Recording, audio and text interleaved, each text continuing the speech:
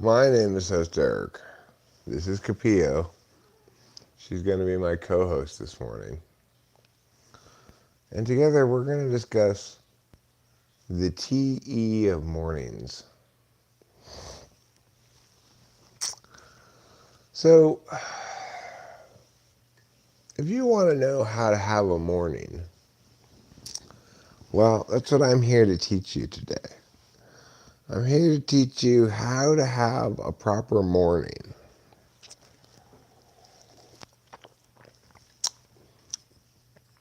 A proper morning begins with getting up and going pee. But then after that, you make yourself a delicious cup of coffee, like I did here.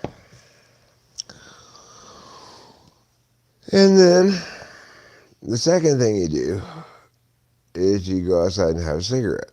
That's the third thing you do. So to repeat the first three steps of having a morning. Step one, you need to go pee. Step two, you need to make some coffee. Step three, you need to have a cigarette. So you might be saying, well, Eric, what's step four? That's a good question. That's the right question to be asking right now. Step four is you find something to watch on TV. Now, ideally with step four, you go to Crunchyroll and the new cartoons are already released. But if you get up super early like I did today, like at 4:30 in the morning, then what you're going to discover is that their webpage is full of lies. So for example, right now, if I go to the Crunchyroll homepage, it says Mashal Magic and Muscles has been released today. It's a new one is out. Except guess what? It's not actually out yet. Who knows what time it's going to come out? Sometimes it doesn't come out till the afternoon. So what do you do then if there aren't any new cartoons out on Crunchyroll? Well, then you're going to have to search for something else to watch. Now, if it's a Thursday or a Friday like it is today, even though it's early in the morning, they might have already started to play golf. And I can watch whatever golf tournament's on Hulu because Hulu's also ESPN Plus. Right now, I'm currently watching the Wells Fargo Open, and Tom Kim is 4 under, and he's trying to shoot a birdie here on 12. It's a par 4. He's looking a lot at the distance between where his ball is and the hole. He's going to try to putt it in there. The key to a successful putt, what I've learned, is that when a golfer putts successfully, it makes the following sound. Putt. If it doesn't make that sound, then it's going to be a missed putt. Okay, so that's stage 4, finding something to watch on television. What's stage 5 of your morning, having a morning? Step 5 to having a morning. Well, step 5 to having a morning is a step we're about to undertake, but let me let the cat out first.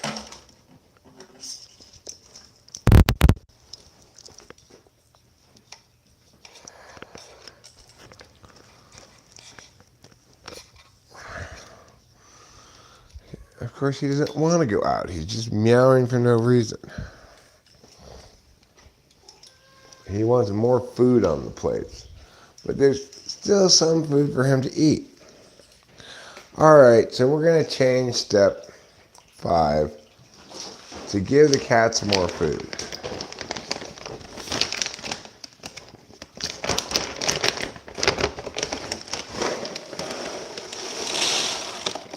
There you go, meowing pants on meowing times. And here you go. Meowing pants on meowing toes. You want to go outside, Capillo? Go ahead. All right.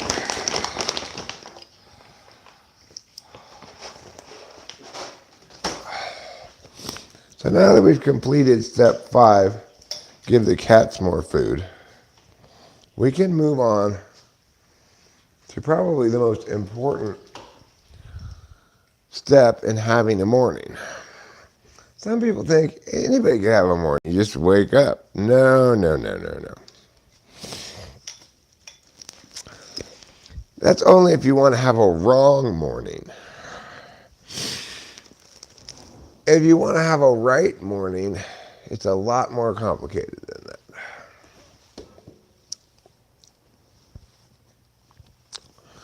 Just ask Ranger Eric.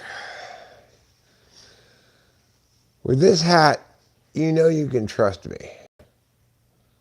This is a very trustworthy hat. I can give you advice about the wilderness. I can yell at you to put out your campfire. I can tell you you can't park there. All the things that a ranger can do, I'm empowered to do now with this hat.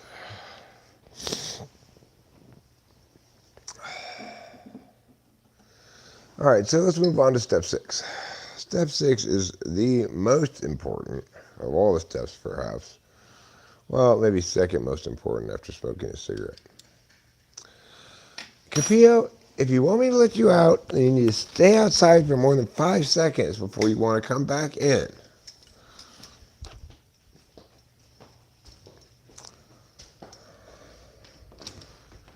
You know? Choose a side, in or out.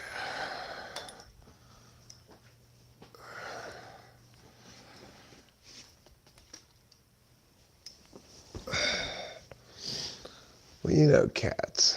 They're rebellious. Cats are nature's rebels. It's well established. Okay, so step 6, obviously, is pull your first bong rip of the day. If you haven't yet pulled your first bong rip of the day, you're late. You're already late. Put a little bit more. I just cleaned this bong very thoroughly last night, so it shouldn't be too cloggy. Let's give this rip a try, and we'll see how it goes.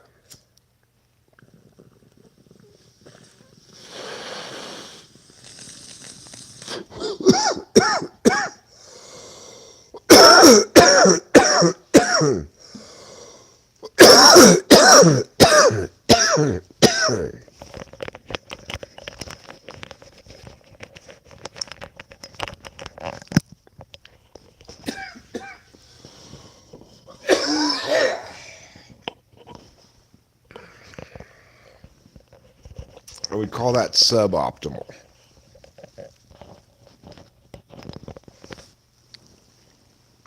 I think it's fair to say that the reason it was suboptimal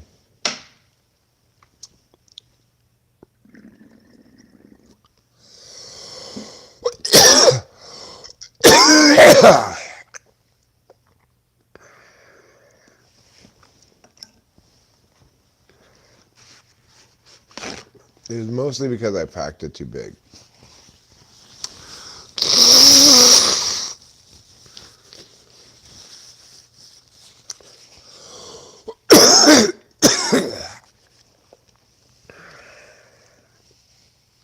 Nevertheless, I'm going to have to wait a minute to pull my second bong rip because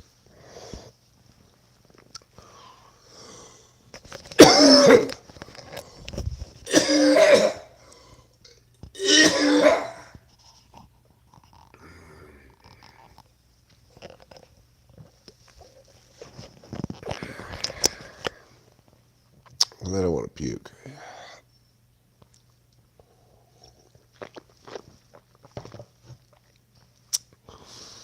Bangladesh. You could call this episode Bong Tech with Eric.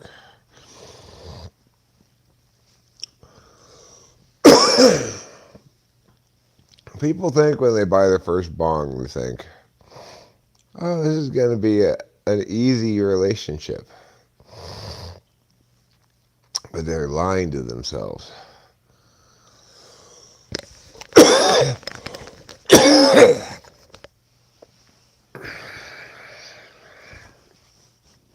Getting a bong is like getting a pet. It's a lot of commitment.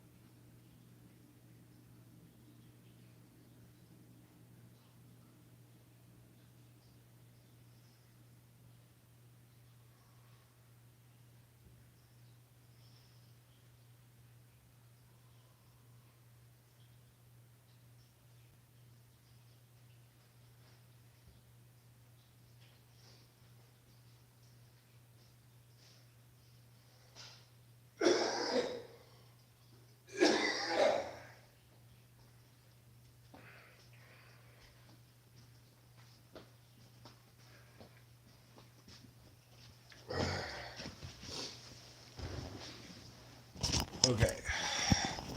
So, if your first bonger for the day makes you puke, that means you did it wrong.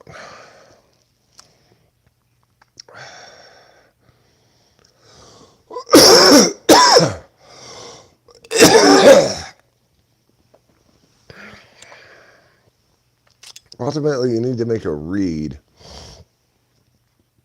on the state of your lungs this morning.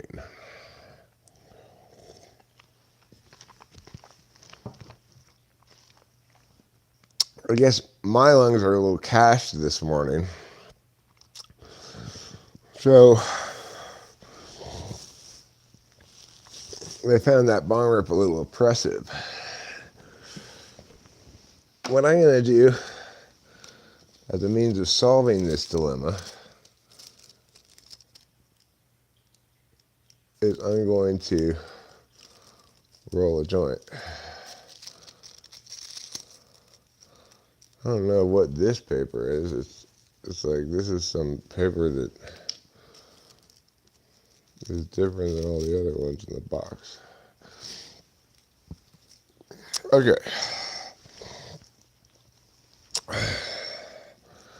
So now we're going to move into sip, smoke, shit, shower, and sing. That's good. That's a good shorthand metric for a morning. But you forgot to go pee.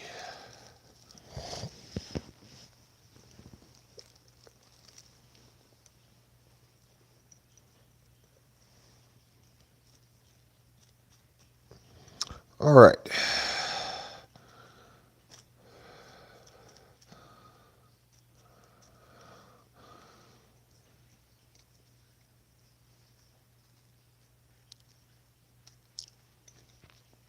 There we go. Now I've scooped enough weed into this to roll the joint, although it's not going to be a very fat joint. But that was all the weed that was left in the grinder that was already ground up. So before I roll another joint or even smoke a bong rip, I have to grind more.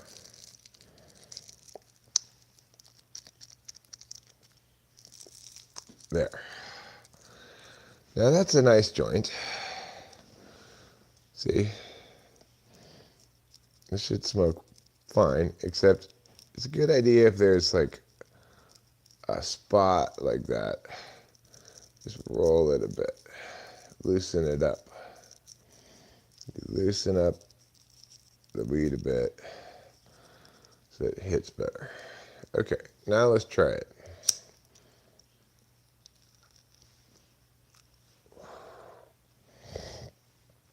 Seems to hit pretty beautifully, actually.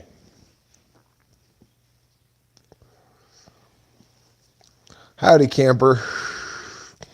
I'm actually a ranger, not a partner, but that's fine. I'm Ranger Eric. I go around to people in the wilderness and tell them, hey, you can't do that. Or, you got to camp right there. Things like that. Or, you brought too many cars.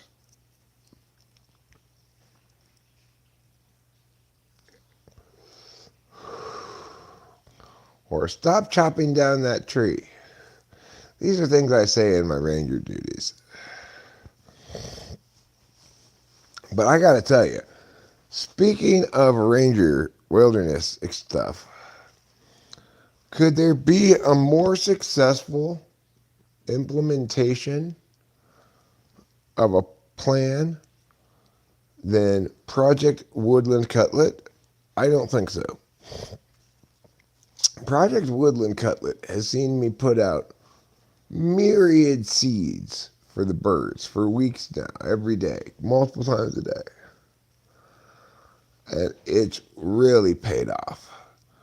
We've got bluebirds, we've got brown birds, we've got brown and black birds, we've got tan birds. We've got several of the colors of the rainbow's worth of birds.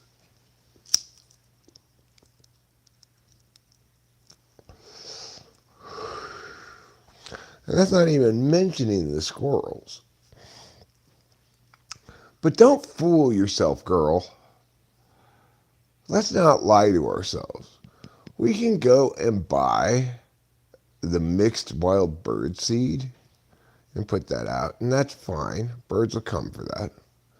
But what they all really want, and it's all they really want, is sunflower seeds. It's by far their favorite kind of woodland cutlet. And it's like everything like sunflower seeds. Blue jays, sparrows, mocks, or whatever else you want to call them. These little things that are definitely not hawks, but kind of look like miniature hawks. We'll call them mocks. We got mocks, we got orioles, we got blue jays, and I don't think the orioles are actually orioles, but they look just like orioles.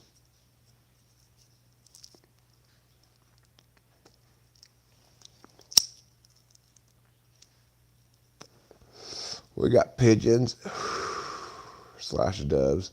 Is there really a difference between a pigeon and a dove? I don't think so. I think they're the same bird.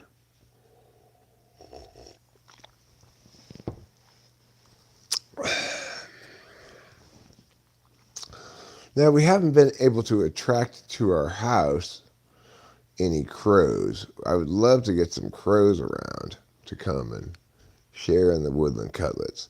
But crows are much more carnivorous than a lot of other birds. So if you want to get crows around, you might have to leave out meat for them.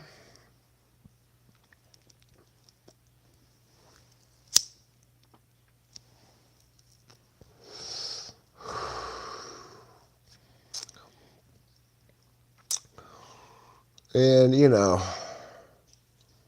our community of squirrels is pretty great.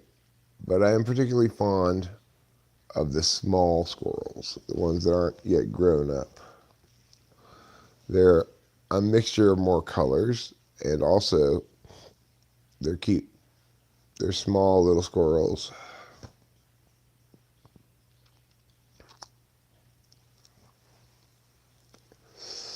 Well, I do bird watching and bird listening. I was listening to the Blue Jays yesterday. My goal is to be able to identify the various birds around here just by their songs, but I'm nowhere near that yet. So I do listen to them. I also like the fact that when I come outside with a cup of woodland cutlets for them, they really chatter at each other in the trees. They'll be like, "Hey, other bird, look, it's that guy again.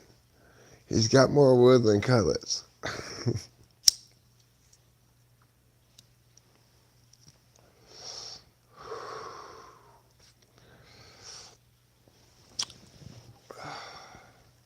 So, if you love woodland cutlets, then you are in good company because all of the creatures around here love them too.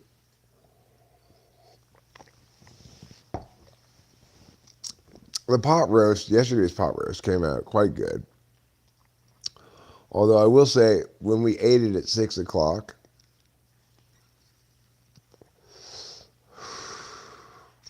it was still a little premature. Like, the beef wasn't really falling apart. The carrots were a little toothy still. But it was still delicious. And then after we were done eating, I let it go for another hour plus. And then I let it sit overnight just on the counter there. Then this morning when it's time for breakfast, we're just going to put that on low, let it get hot again.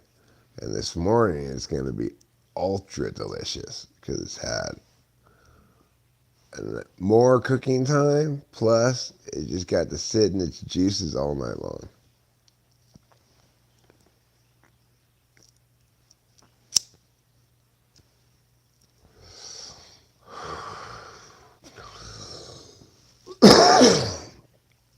It was an expensive roast because we bought it from a local farmer, grass-fed, locally raised, hormone-free, like all that shit they say about beef if you want to get it fancy or whatever. So it was like $10 a pound. But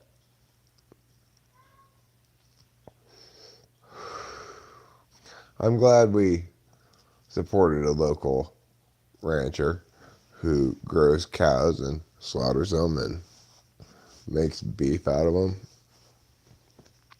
Good for him.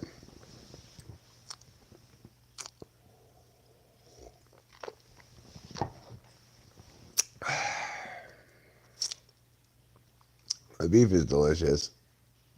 It's, great.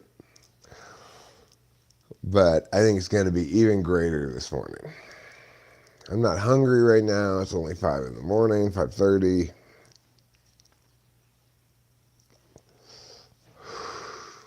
I haven't pooped yet. I need to poop this morning at some point. It's part of my morning routine. If I don't poop in the morning, I basically spend all morning waiting to poop. The only time of day it seems like when my poop just falls out on its own properly. I don't like to have to push my poop out at all. I want to just wait until it's at the maximal moment of readiness to fall out, and then just sit down and just have it just go. But, sometimes life doesn't work that way.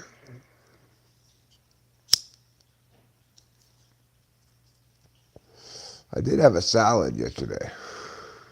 It's good to eat some salad periodically because lettuce helps you to poop.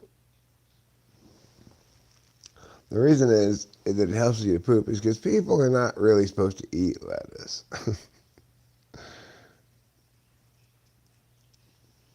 So when you do eat it, it's like, I can't digest this stuff. This isn't meat and cheese.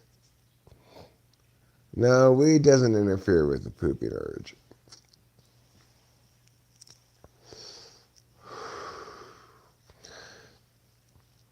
It's mostly my diet that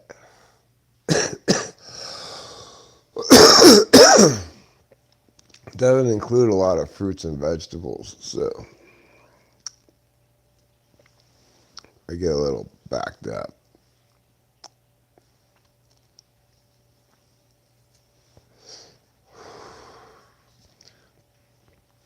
While it may be true that E. coli helps you excrete many things, that doesn't make it a good laxative.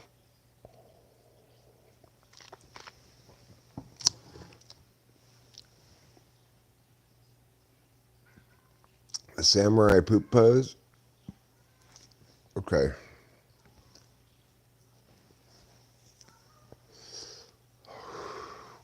New sub, huh? Well, you must be why I went from 8.16 to 8.17.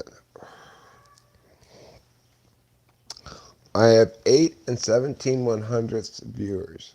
Subs, I mean.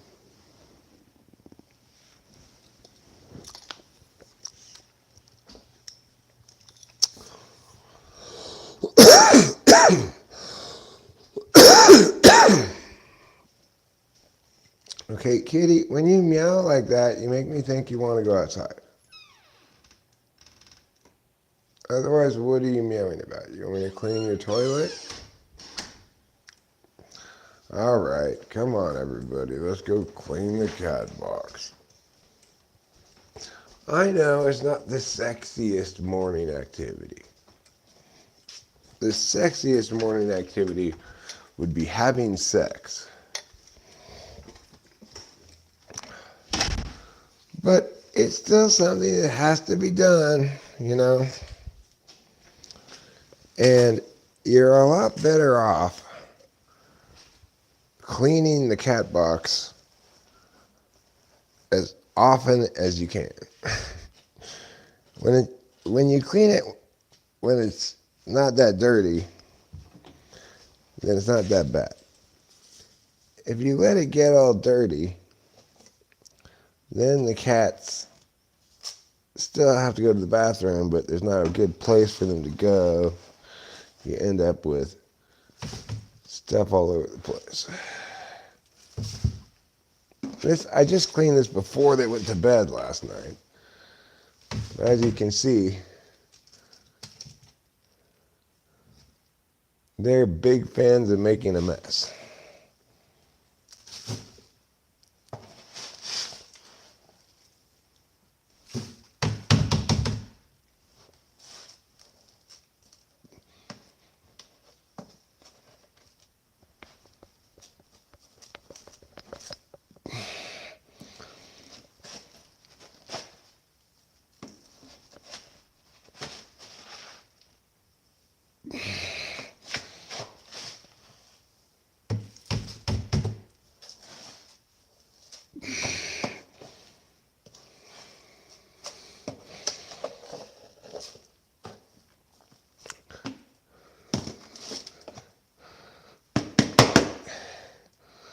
Keep in mind,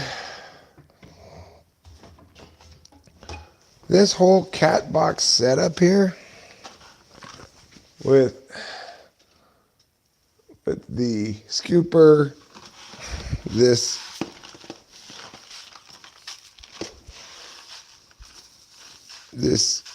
broom and dustpan thing.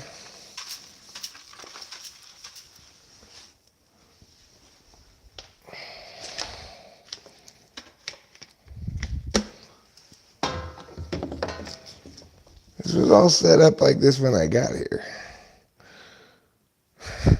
Along with this incredible cat door.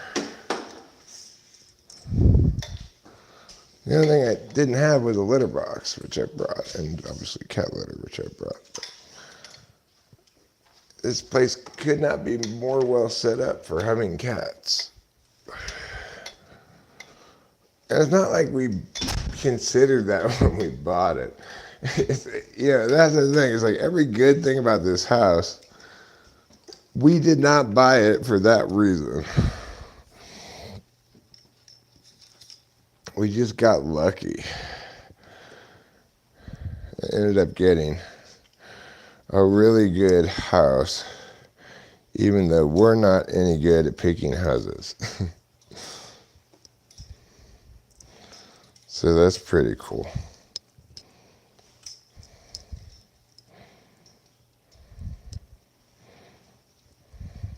Let me Velcro this a bit, just like I did to your mom last night. We had so much fun with Velcro, your mom and I. We were putting on our shoes, taking them off. It was fantastic.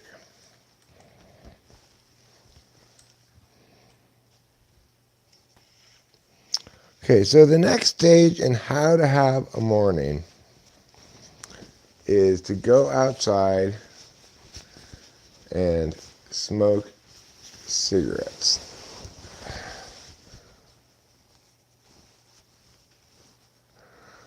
Well, I'm glad to hear that you like the chill live stream so far.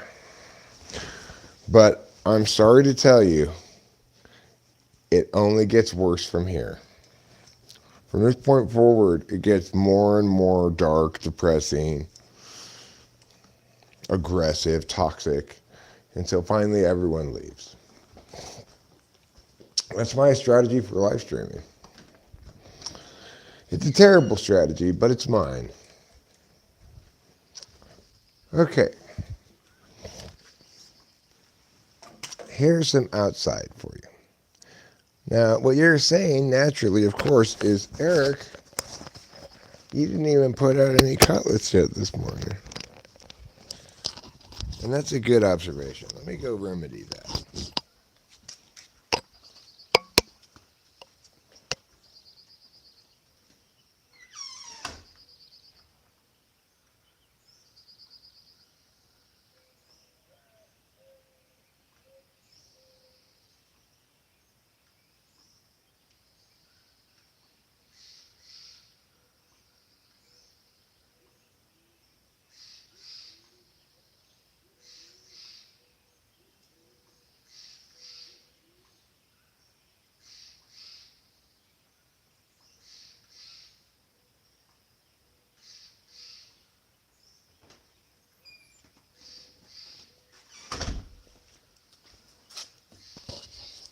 Okay, so if you currently are trying to attract woodland friends to your house, but you don't know how to do it, watch this, and this will teach you how to attract woodland friends in the morning.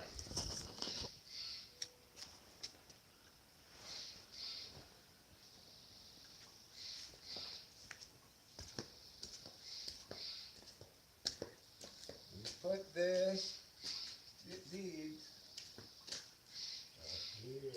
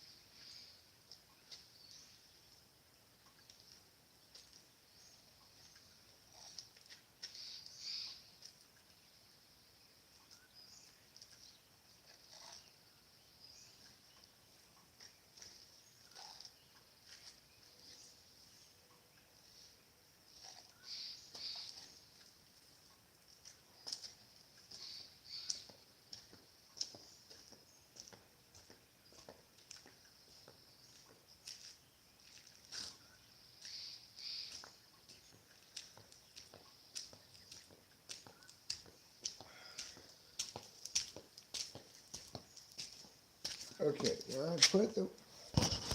I put the woodland cutlets, but now I need to go get my cup of coffee so I can smoke a cigarette.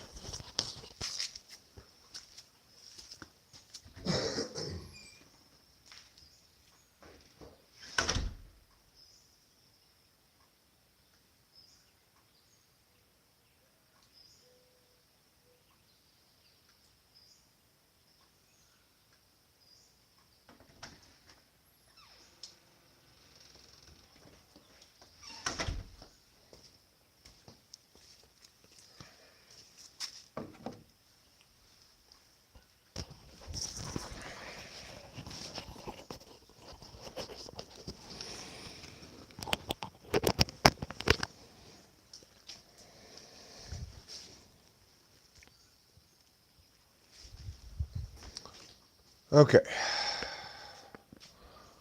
Well, I'm back. And better than ever.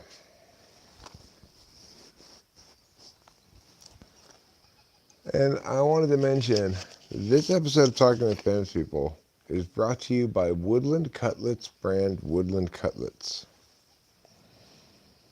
When you want cutlets for your woodland friends, try Woodland Cutlets brand.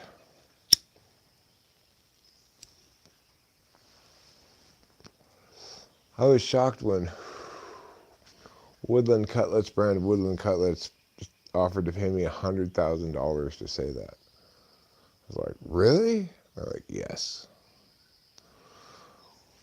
And that's how I got $100,000.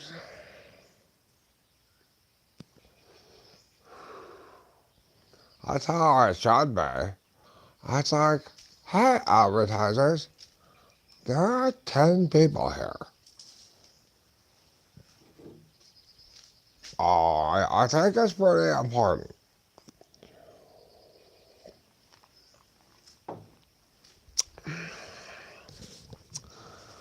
But no, I get it. The only reason you 10 people are here is because you need me to teach you how to have a morning. Well,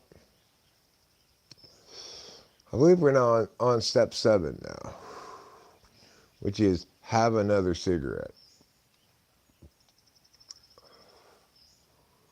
Maybe it's 8. Step 7 is give Woodland Cutlets out.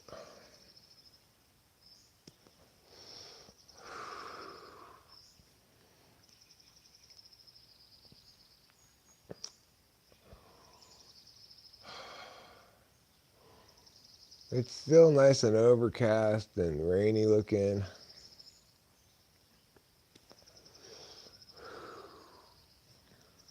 But I think it's supposed to clear up today. Tomorrow, we've got a jam-packed schedule of things that you might do. Okay? Namely 2 of them. Tomorrow, the Kentucky Derby's on. I like to watch the Kentucky Derby. I like horse racing. I like to go to the horse races and bet on the horses sometimes. But even when I'm not going to do that, I still like horse racing. But what else is happening tomorrow? Uh-oh.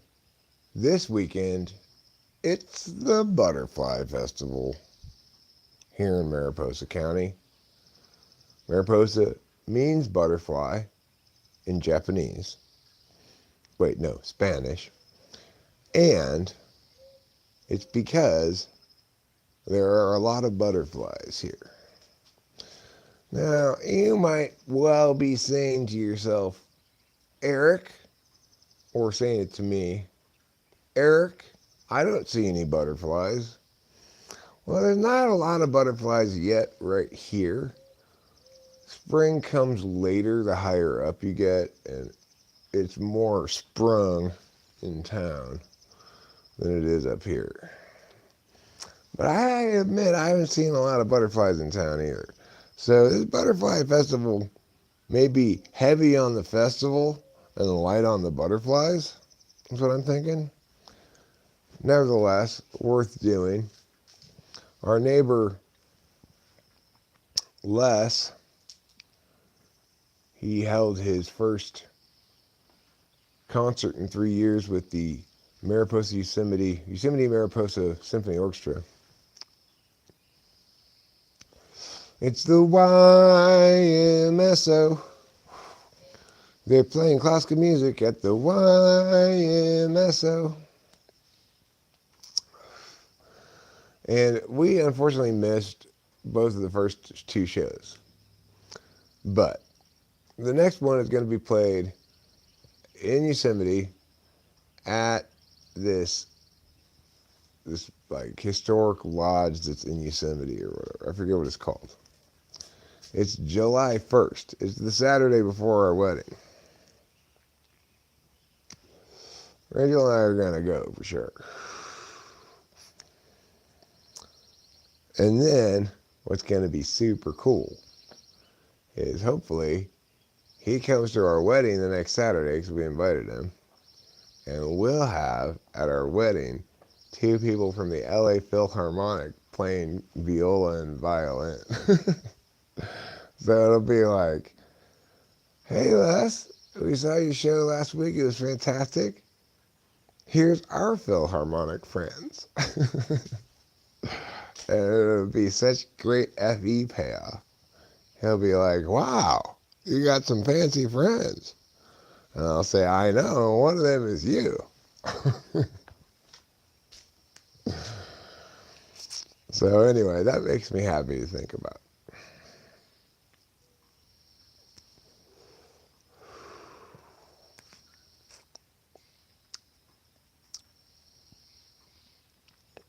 Of course, when I'm wearing this hat, he'll come in and say, howdy, Ranger. Can you tell me where Eric is? And I'll say, oh, Les, it's me. It was me the whole time.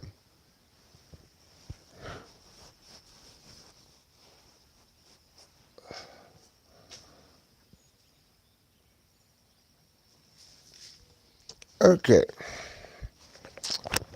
Let's go back inside. So, a proper morning is executed, in general, as a succession of goings of inside and outside.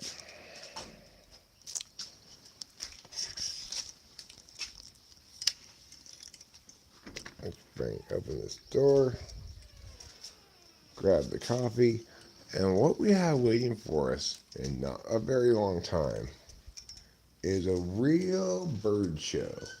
The kind of bird show you're going to want to write home to your mother about. Because once the birds start coming for their morning cutlets, oh boy. It's like I live in an aviary around here.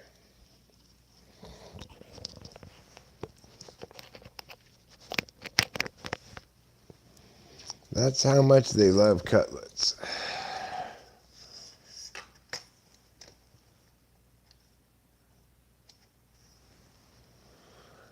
Siskel and Ebert give this stream 2 thumbs up. Fantastic. Where is the closest horse track around here? Golden Gate Fields, but I used to live literally within walking distance of Santa Anita Racetrack, so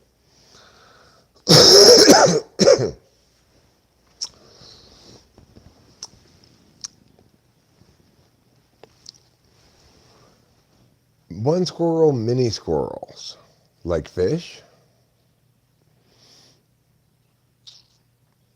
Maybe, except squirrels don't swim in a school. What they do a lot of, as I've watched them, is sketchy high altitude tree transfers. Like I watched this little squirrel walk all the way down this very thin branch and then jump onto this other thin branch super high up in the air. And I thought, man, little squirrel, you are not going to survive to be a big squirrel if you keep attempting sketchy high altitude tree transfers like that. They also chase each other around the tree. Like one of them's chasing another one, and they go up in a spiral up the trunk of the tree. Why are they chasing each other? I don't know. Presumably, the one that's doing the chasing is mad at the one that is being chased. But it could just be that they're having a race or something. I don't know. There's no way for me to meaningfully communicate with the squirrels.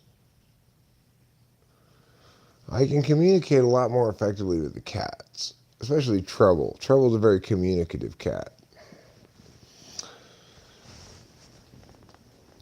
He meows a great deal, and it seems like most of the time when he's meowing, he's trying to tell us something specific. Like, hey, there's no more food on my plate, or you need to clean.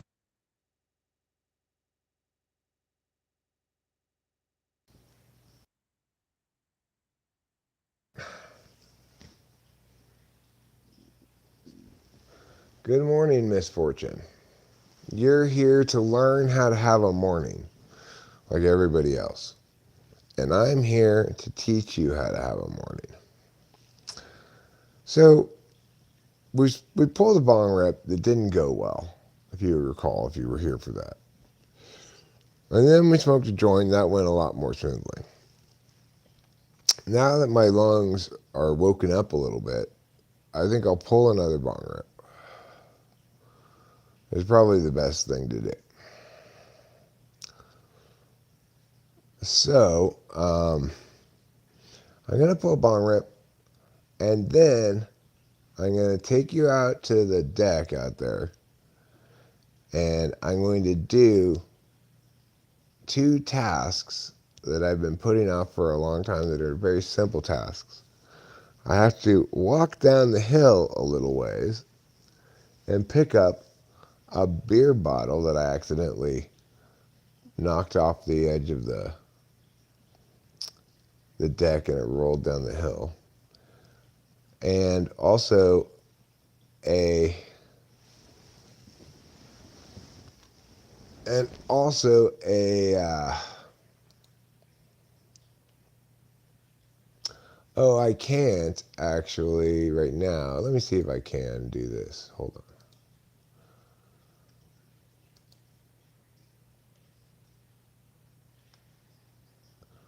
Now I should be able to do that.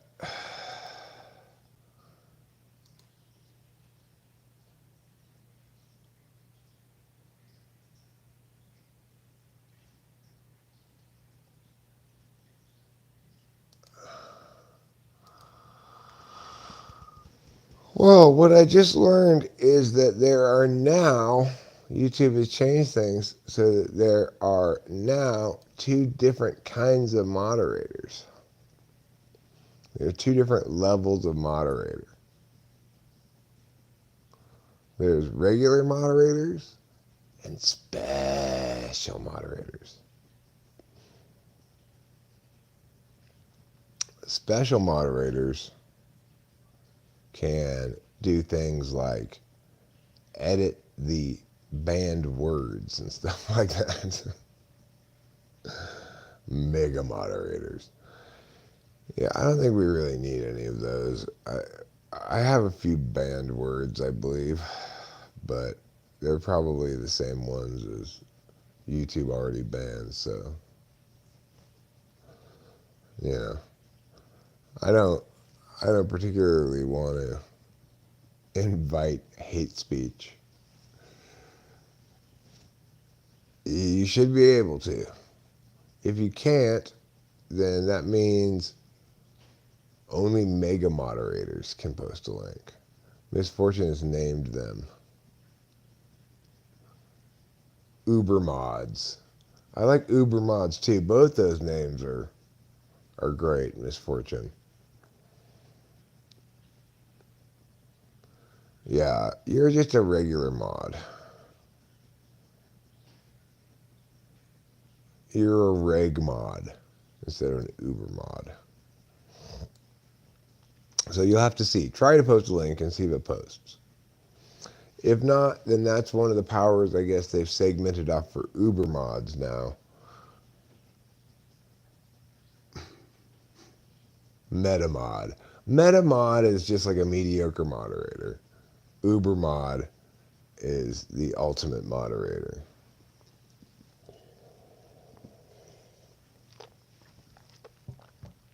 So I'm just about ready to poop. And really, everything up until now has just been me waiting to poop. But I think what's going to really knock the poop loose and make it ready to come out of my butt is to do the thing that I said I was going to do. So let's go do that.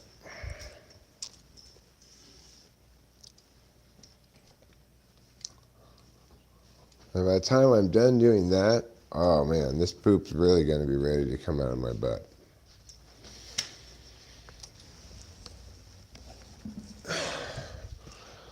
Okay.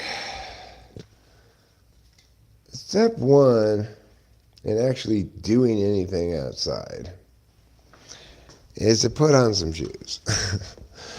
Because while I like wearing flip-flops,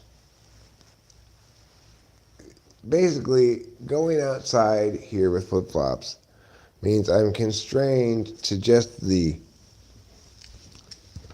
parts with that are leveled and have walkways and stuff on them.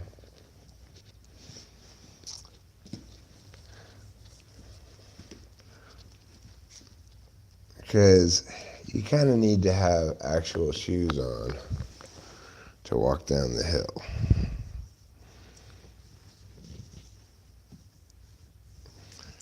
I'm just going to have to get in the habit of putting shoes on more often, because there's a lot of times when I'm outside and I feel a sudden inclination to walk down the hill and go see something or grab something or whatever, but I have flip-flops on, so I don't.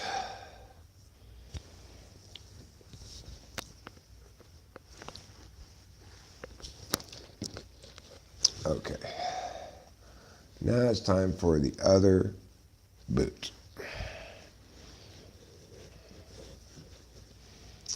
We're going to tie this one as well using shoe tying techniques I learned a long time ago. And I've never even updated my shoe tying techniques since I initially learned them. Still do it the same way I did when I was a kid. Which is either testimony to my lack of imagination or the primacy of the shoe tying protocols I learned in childhood. You be the judge. Okay, so now we're going outside to do a little chore. It's not a big chore, so don't worry. You're not going to hate it that much.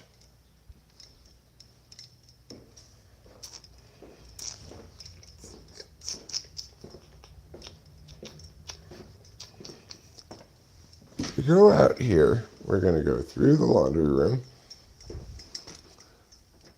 I left this door unlocked last night, I guess.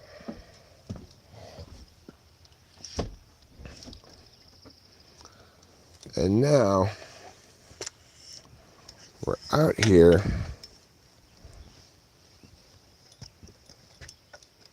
at the hill.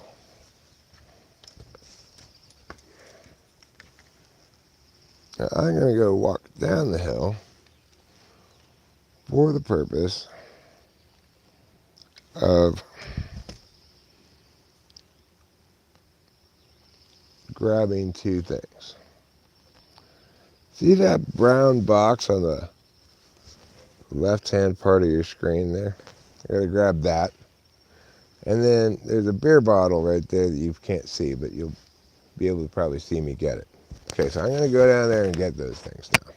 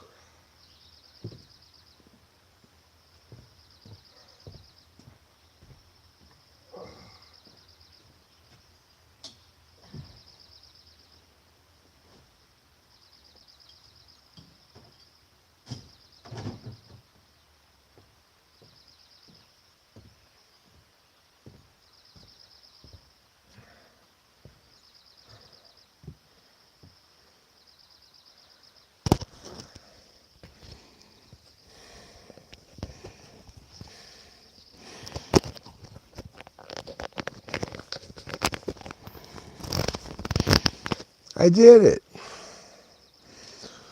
I went down there. I got those things. Yeah, I did it. I did it.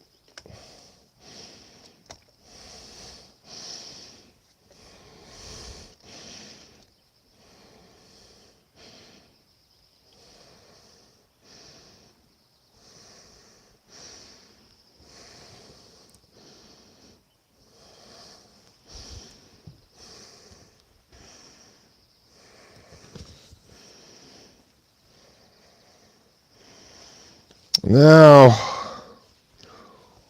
we here at the Forest Service appreciate your visiting our national forests and parks. However, we remind you, no smoking is allowed.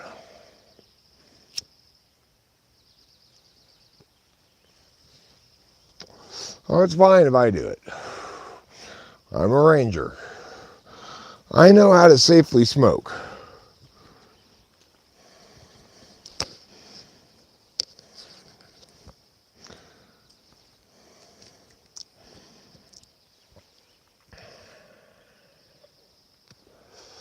So I got those things finally. Like that box thing, which is a planter, it got broken off in the heavy snow. It's been down there ever since. I finally went and got it. That beer bottle was down there for at least a week or two.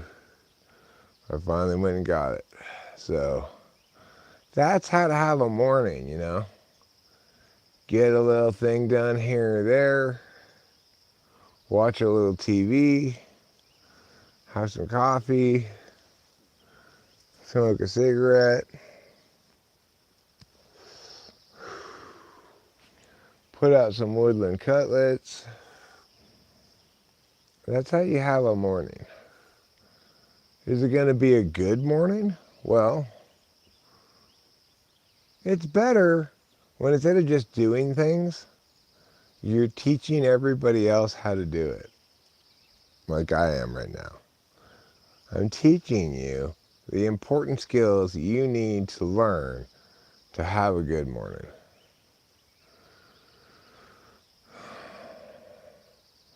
Well, really, probably the most critical component of having a good morning is going poo. So when we get back in the house, I think I'm gonna let you guys watch the birds for a little bit, and I'm gonna go poo. I'm gonna go try to go poo. It's not, my water hasn't broken yet, so it's like,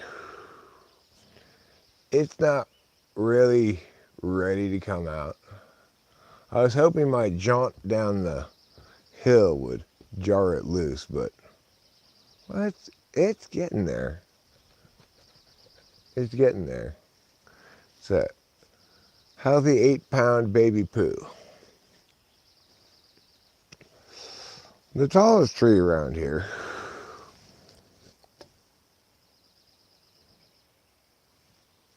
is that one you see is taller than the other ones. This one. That's the tallest tree. And it doesn't look that much taller than the other trees from this angle, but it's actually quite a bit taller. It's enormous. I don't know how tall it is, but it's huge. It's got to be at least 70 feet tall.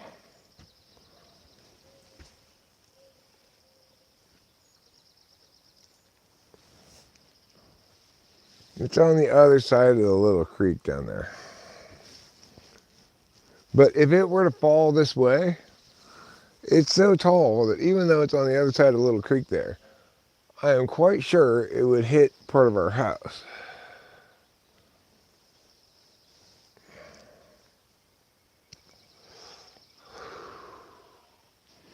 We do have some trees that are quite leany in a way that's a little concerning. But the good news is all of the leaning trees aren't leaning towards us. So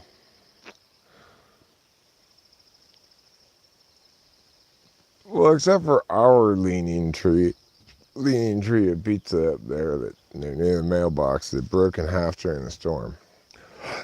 We have to get that tree taken out. I need to call Chad. Chad's the guy who scooped all the snow out of our driveway. This is why I'm not in the NBA. I can't even make it into that little bucket from right where I was.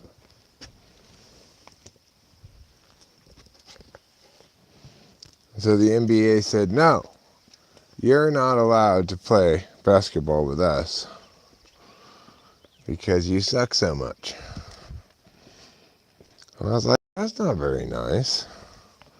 They said, we're not in the business of being nice, mister. We're in the business of winning basketball games. Okay. You guys watch the birds for a while I go poo. Or at least try to go poo.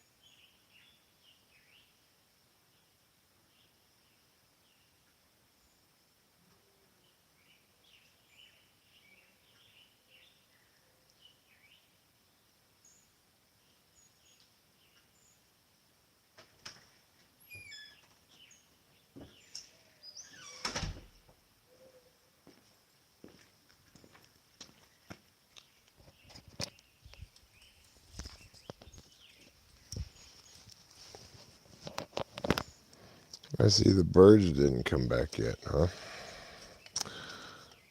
Well, they can be a little shy sometimes.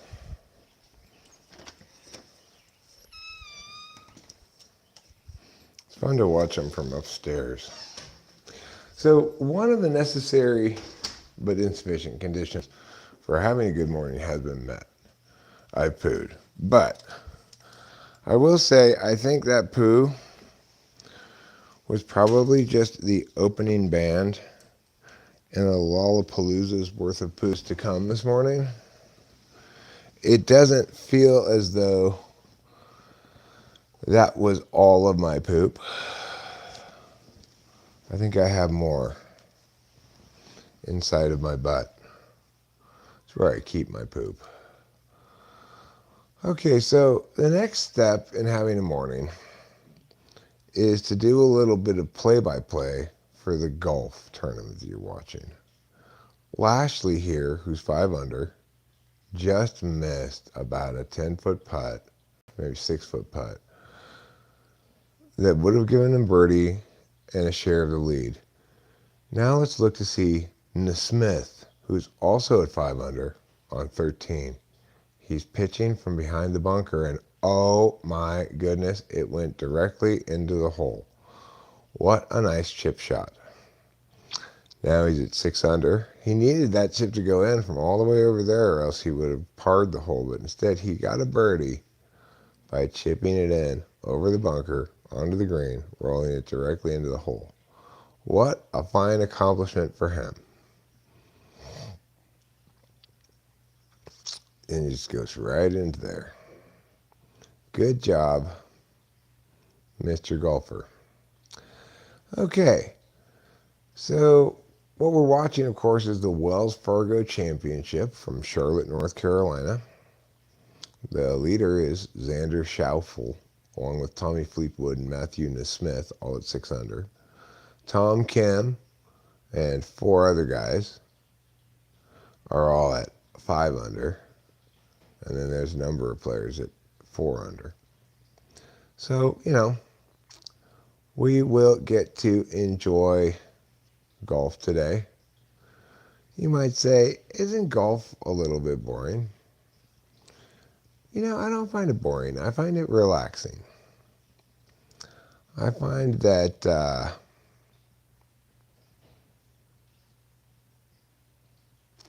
it's like a sport that you don't care about. You don't care who wins. Nobody cares who wins a golf tournament. You just want to watch the pleasantness of golf.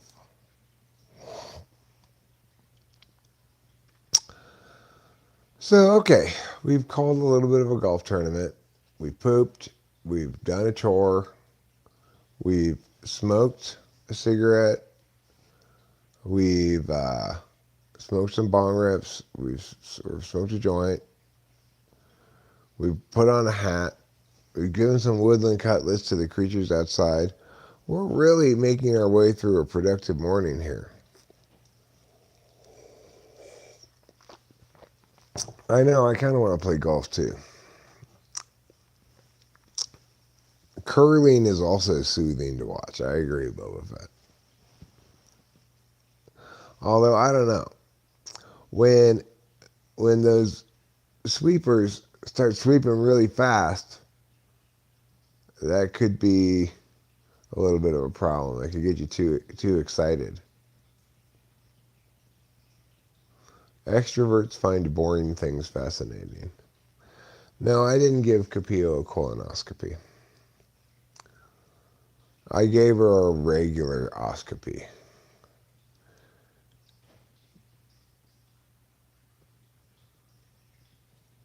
Oh, cool. Thanks, Show Media.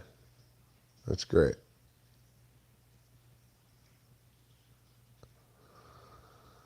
I don't want to squat on top of the toilet seat, Lemon Melon. That sounds like a good way to break your toilet seat. Unfortunately, I can't have any mint juleps because I don't drink alcohol.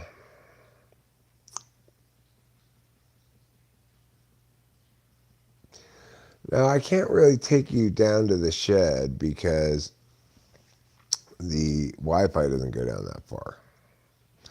I could take you down to the shed if I got a very long. I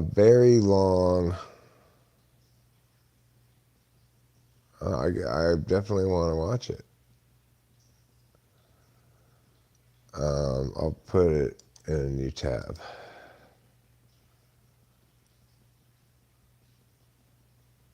That's great. Thank you, Show Media. Okay.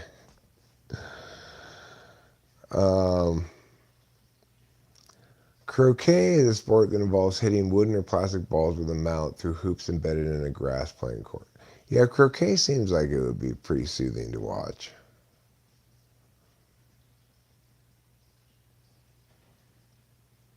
Do you want to be unmoderated or do you want to retain your moderator status?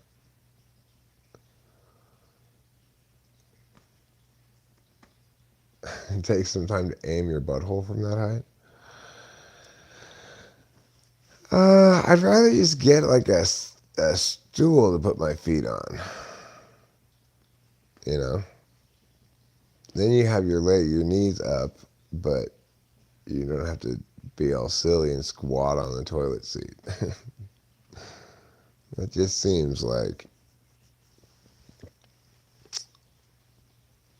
Yeah, I have a pooping stool that I thought I brought with me from Arcadia. But like a number of different things, I can't seem to find it. So, who knows?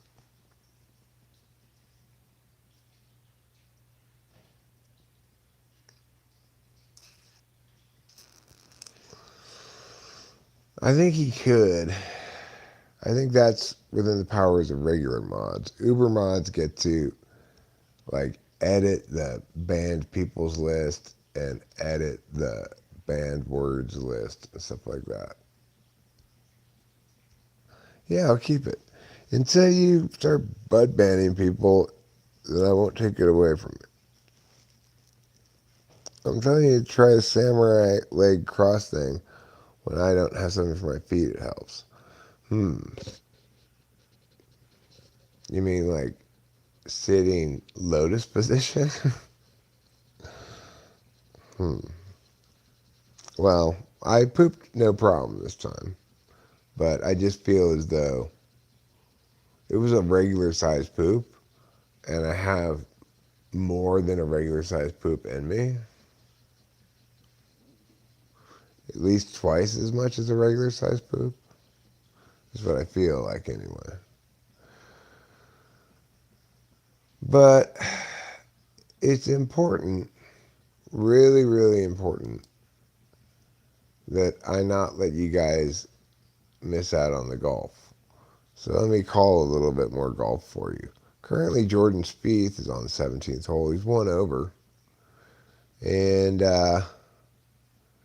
he's on the tee. And on this particular hole, he's required to hit it over this lake and onto the green. It's a par 3. It's not a very big hit for professional golfers, although I probably would have trouble getting it there. He's using like an 8 iron or something. And he hit it onto the green and about 10 to 12 feet away from the hole. That's pretty good. He's got a makeable birdie putt, although probably he won't make it. It's a little long, I think, to be an easy makeable putt. Okay, now we're going to go look at Mr. Fleetwood. He's 6 under with a share of the lead. He's on the 18th hole. This is his second shot. He got good distance on his last shot at 310 yards. And he still has 187 yards to go to the hole. It's a par 4. So if he gets it next to the flag, he'll have a good birdie putt. He's well positioned to give himself a good birdie putt if he makes this fairly straightforward shot and lands it next to the green. But instead, he put it on the green, but he put it very far away from the flag. So he's got a very long putt for birdie, and he's looking like he's got himself a par on that hole.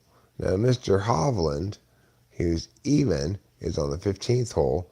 He's putting for birdie right now, about a 6-foot putt, sunk it. Now he's 1 under.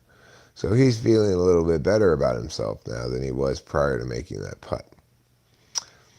We move now to the 17th hole, where Tom Kim, Schaufel, and Spieth will attempt their putts on this par 3. This is the same par 3 that began with a tee where they have to hit it over the lake and onto the green.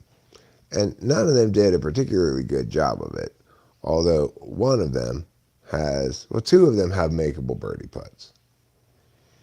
But Spieth is way far away.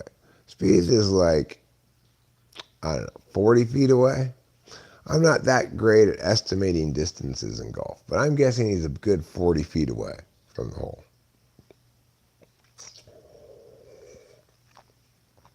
He and his caddy are looking it up and down, saying like, oh, what am I going to do here? What am I going to do? You just got to putt it into the hole. You don't need to stand around and look at it so much. You're not going to make it. It's too far away. But try your best anyway, Jordan Spieth. Oh no, this is actually Schaufel.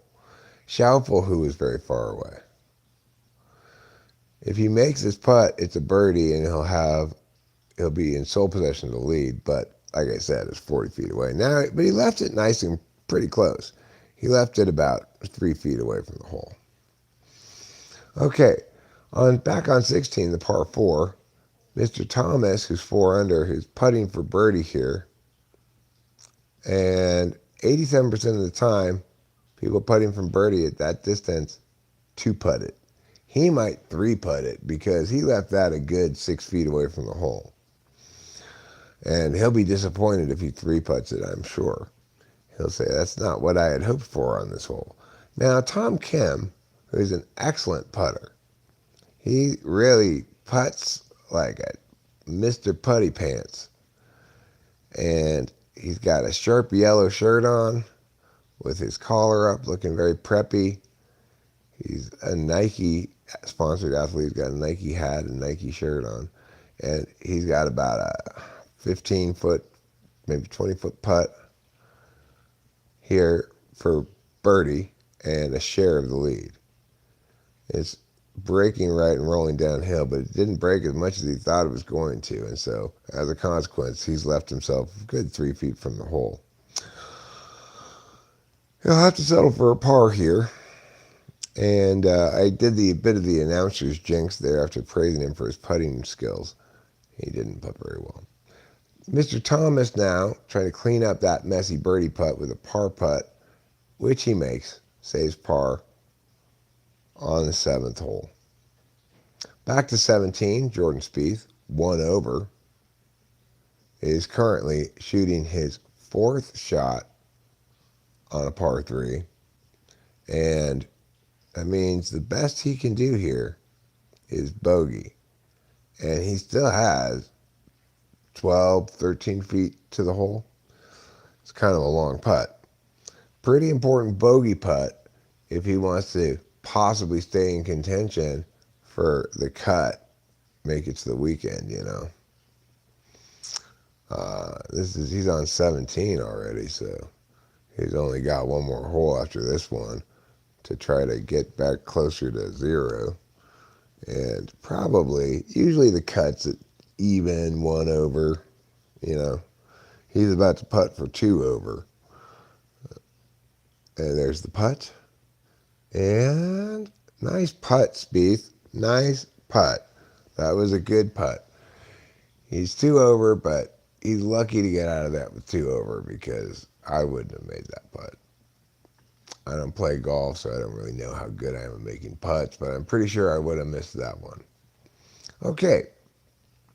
Now, we are talking about this guy who's trying to clean up his putt with his par putt, and he does. Schaufel makes his par, stays at 6 under. He's through hole number 8.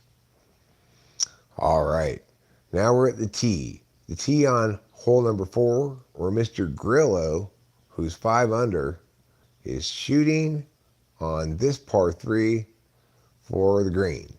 Good news, he made it onto the green. Bad news, looks like he's going to two-putt it. Fleetwood has a long birdie putt for the lead, a good 30 feet. And, of course, he does not make it. But he came pretty close, and he left it about 4 feet from the hole. Went a little left. All right, so now that you've had a little bit more golf commentary, which I know you guys enjoy a great deal, I'll just remind you of the leaders. Xander Schauffele, Tommy Fleetwood, and Matthew Nesmith are all at 6 under. Tom Kim and a slew of others are chasing at 5 under. Okay, so who has heard of the Nike bra burning?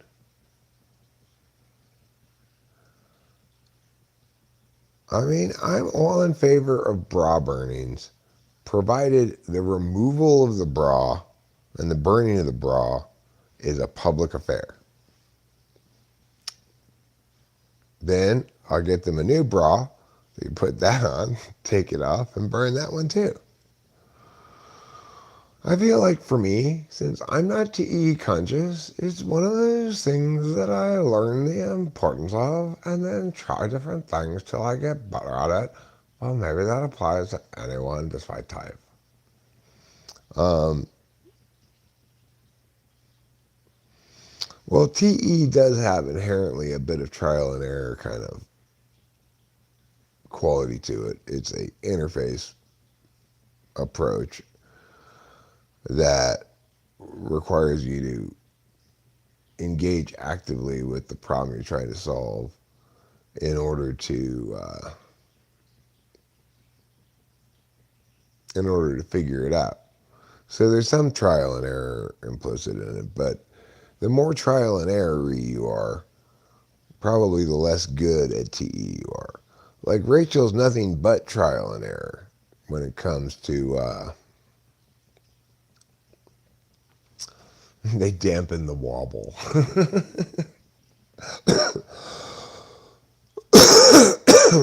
You make a compelling argument, Boba Fett.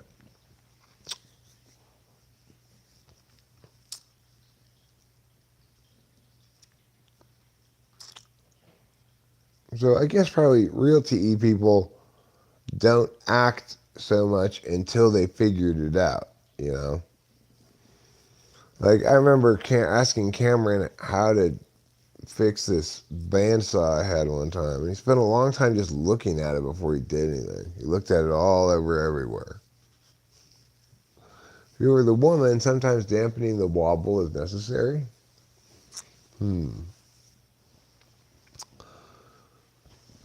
Yeah. Like, try to imagine. I like to say this. Maybe let's call bras an illegal performance enhancing piece of equipment. Because, really, could either of the Williams sisters have won all those tennis matches if they didn't have a bra? I don't think so. I don't think they could have. Their boob weight would have caused them to constantly go off kilter. They'd go to swing, and then their boobs would carry them further this way, and then they'd fall over. So that's why I accuse both Serena and Venus Williams of cheating. Because they're a couple of big cheaters, that's why. They used performance-enhancing equipment. If they had to actually play tennis with their actual bodies, they never would have been able to do it.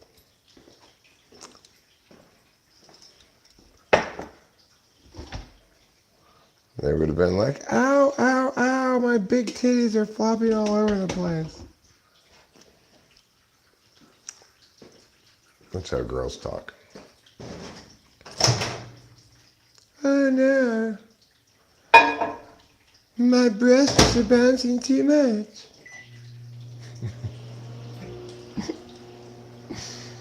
That's how girls talk. So this is a conversation between two women Hey, how are your breasts? They're great. How are your breasts? My breasts are great too. That's two women meeting each other randomly in the world. That's what they do. They also scissor a lot, when they greet each other. They don't do it in front of men. That's why we don't see it. But it's basically like dogs sniff each other's butts. Women scissor when they greet each other.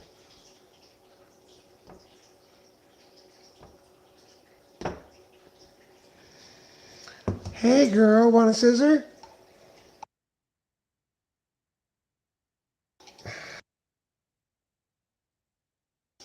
Listen, Google, stop bringing up your thing every time I say the word hey.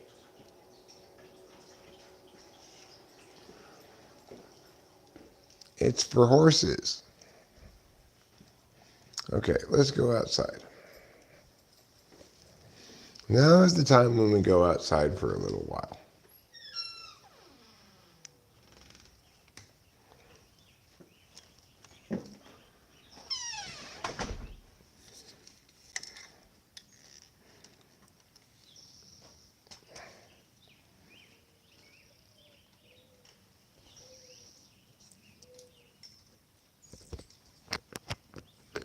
All right. Now we're outside and we have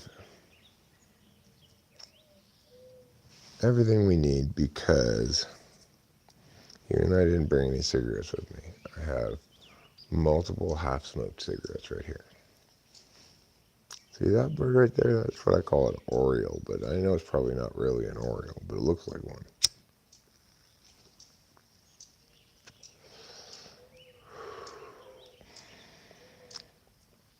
And that gray furry bird over there I call a squirrel.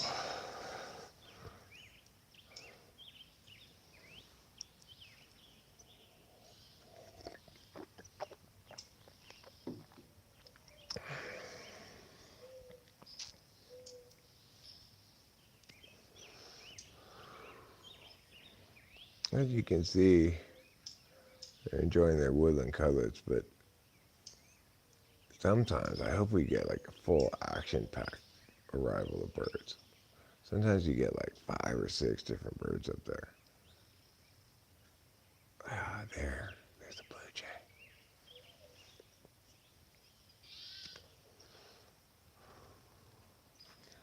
You guys are getting some pretty hot bird action right now. I hope you appreciate this. It's not every YouTube channel you can go to and get hot bird action like this.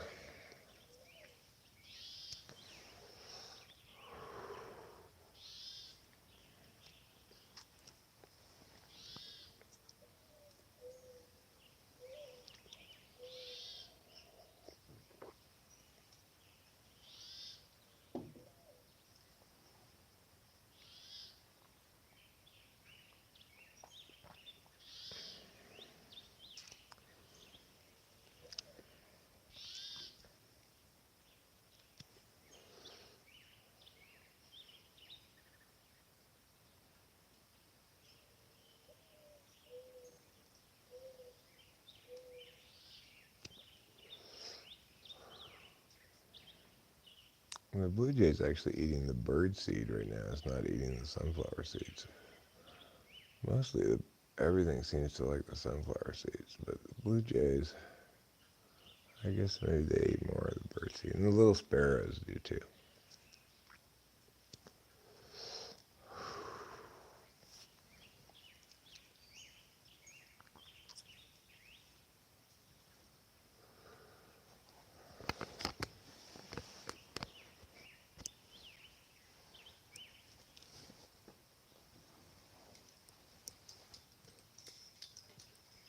Okay, let's go outside.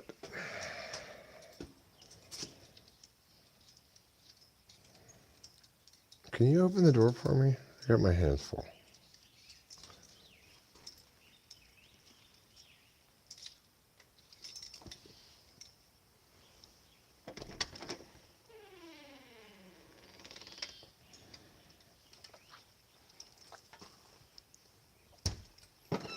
There.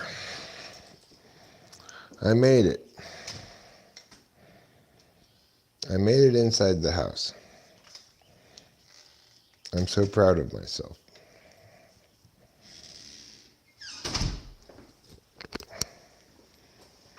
This is what it looks like when I'm walking into this room.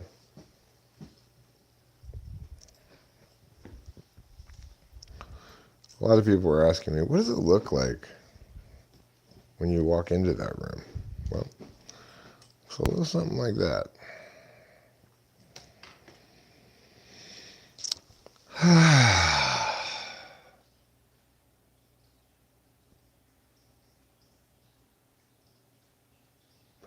We don't have any.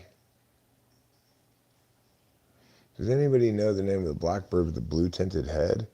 Well, it might be a blue jay, depending on how black it is. If it's because blue jays are blue and black.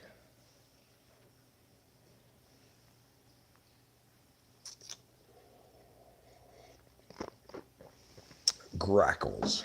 It could be grackles. Could be western jackdaws. Where do you live? If you live in the Ecuadorian jungle, it's probably some bird we're not familiar with. If you live in the Ecuadorian jungle, I'm impressed that you have internet.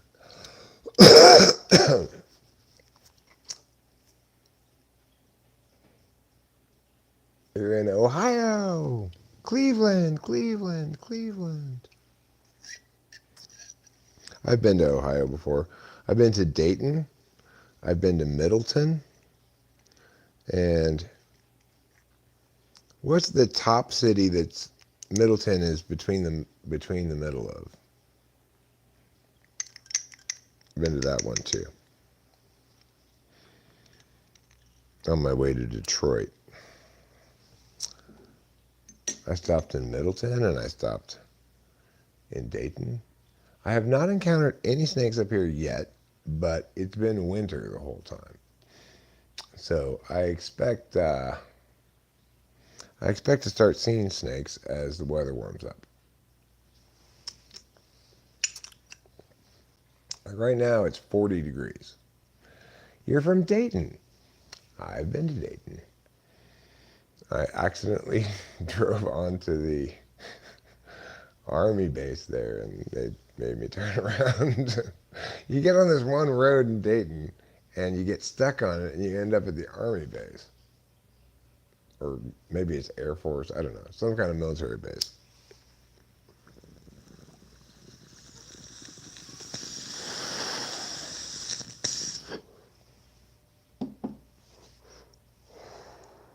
They made me get out of the car, give them my driver's license, turn around, get out of the car, and then they give me the driver's license back.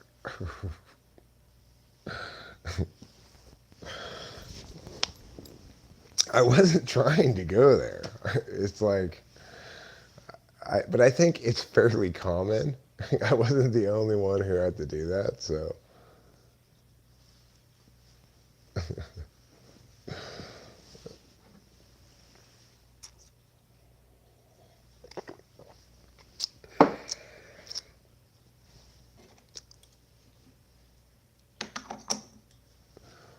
Well, I wonder if people at the Air Force Base can have things door dashed to them. Or that's probably not allowed. I used to get DoorDash so much. But since I moved up here, I save a lot of money because I cannot even get a pizza delivered to my house. I can't get anything delivered like that here. I can get packages, like get things from Amazon or whatever, but I can't get, there's no DoorDash, no Uber One. Yeah, they check you. They think like you might be a problem person or something. But, you know, I wasn't a problem person. I was just somebody who'd never been to Dayton before and got on the wrong road.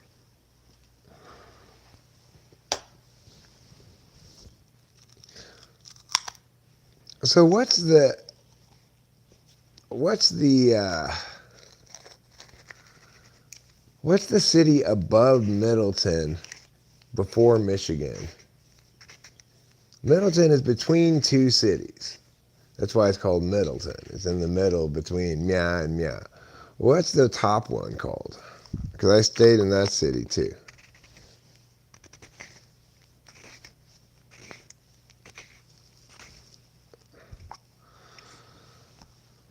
Those are the places I've been in Ohio.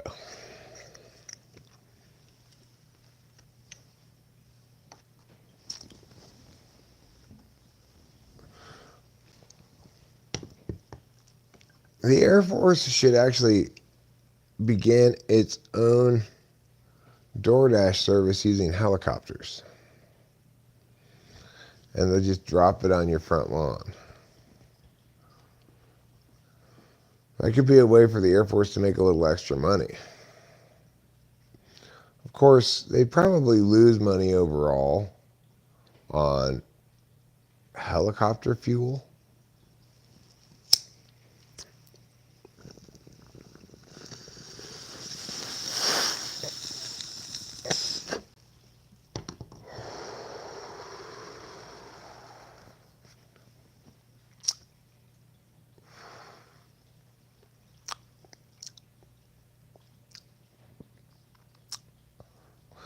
They need to have a basket that they lower down to the McDonald's for them to put your order in. Then bring it back up. Are HPs good at dealing with chaotic environments, particularly at their own home, etc., or is this bad for SI? It's bad for SI. HPs are happiest, most comfortable if the helicopter could get fuel DoorDash to them.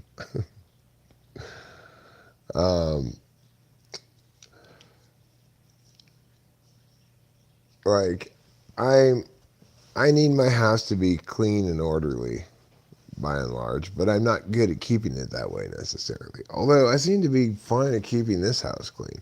This house is easy to keep clean, though.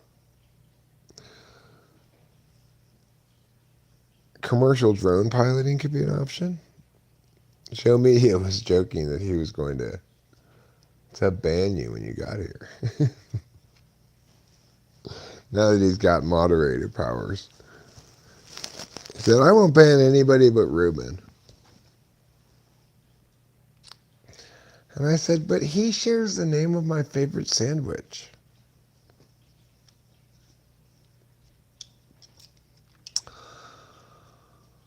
I mean, I think the bottom line is ENTPs need to have good SI on the physical kind of SI. We need to be happy, we need to have a well-organized home where we can find the things we're looking for. And also, we need to get enough sleep. We need to eat enough. We need to keep hydrated. We need to get some exercise sometimes. Those are things we tend to have trouble with, and they're important for our spiritual and emotional well-being. Yeah, well, it's an instrumental function for us. So I suspect most ENTPs have the same relationship to their past as I do. I think of it as full of horrible memories.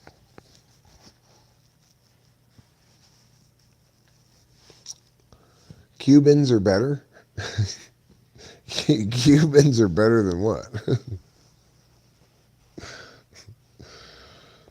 Cubans are better than Puerto Ricans?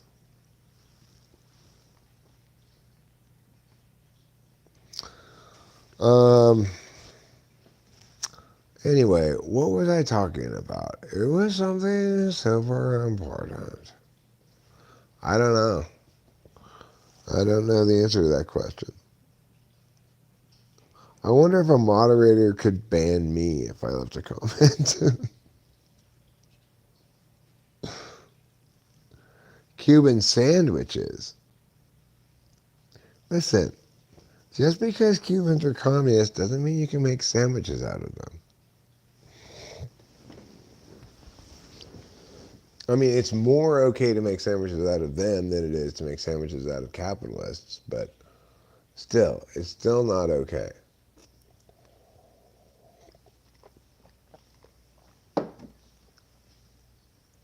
They're not meta mods, they're med mods. Stands for mediocre.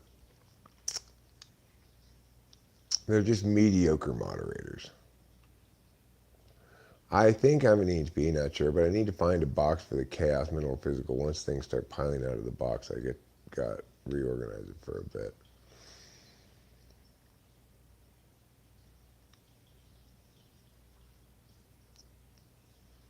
Yeah. I think currently all the moderators we have are just mediocre moderators. Middling. They're called middle management moderators.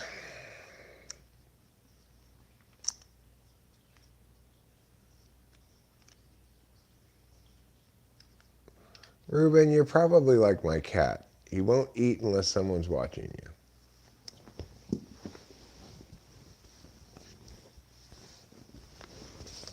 My ENFJ cat is seriously like that. I mean, he will eat eventually, but he meows and meows at us to come in and watch eat.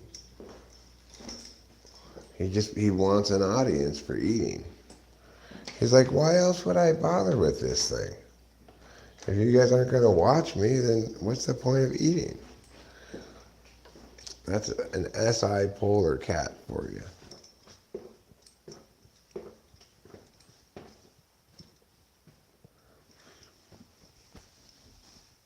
But don't worry, I'm just SI fourth.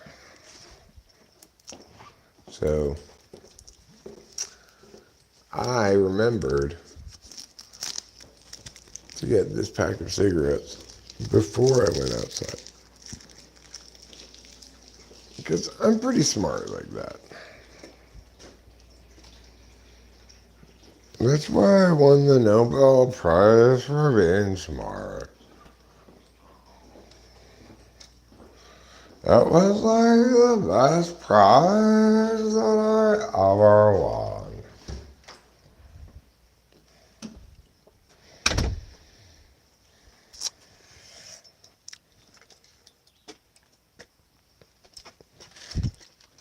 The best prize I ever won was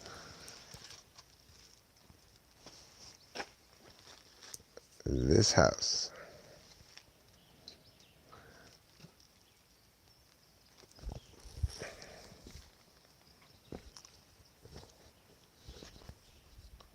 Oops.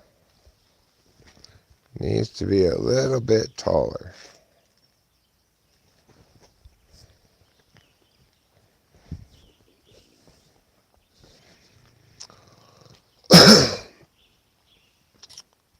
Now we're transitioning to the part of the show where we learn how to smoke a cigarette.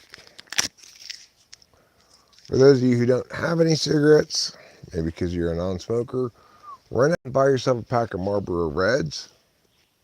Pause this video. When you get back, follow the instructions. Do as I do. Do as I do, think as I think, know as I know, be as I am. These are the 4 commandments of Eric. All right, so first what you're going to do, you pull your cigarette out of your pack. You got it in your hand. It's there tempting you with its tobacco-y goodness. Next, put it in your mouth, the yellow part towards your mouth. Light your lighter like this.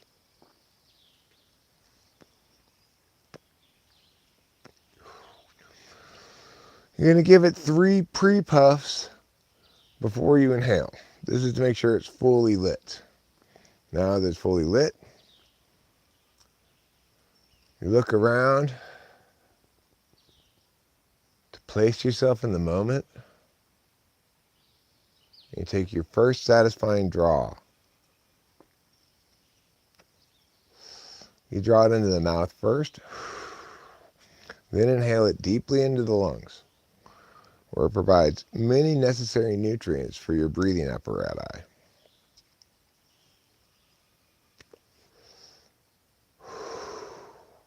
And repeat. Lather, rinse, repeat.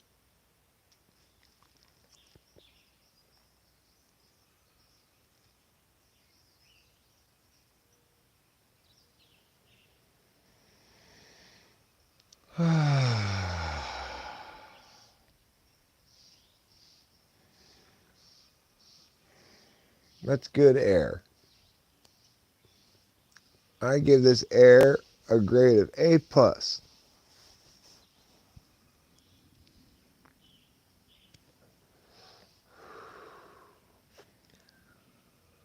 I've got A+ air, so no need to beware. There won't be bear hair in the air you breathe here.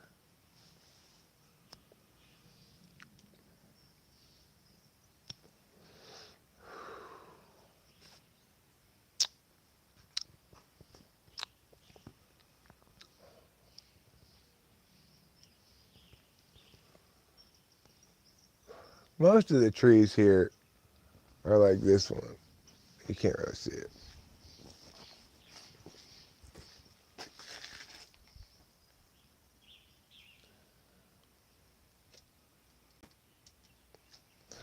Most of the trees here are like this one here. It's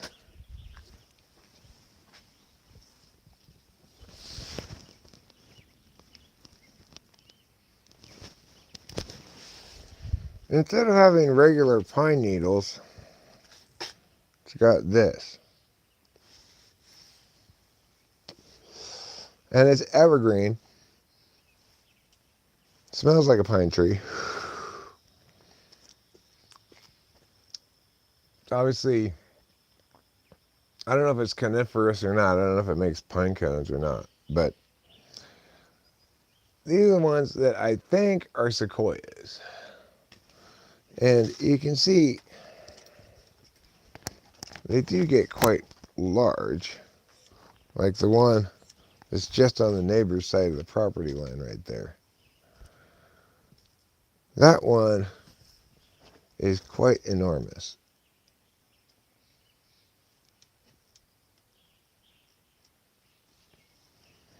But we have some other trees that are different. Like this regular pine tree here.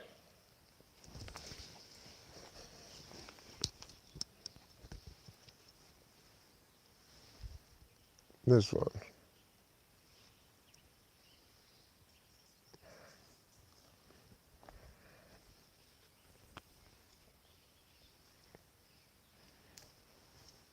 It had regular pine needles.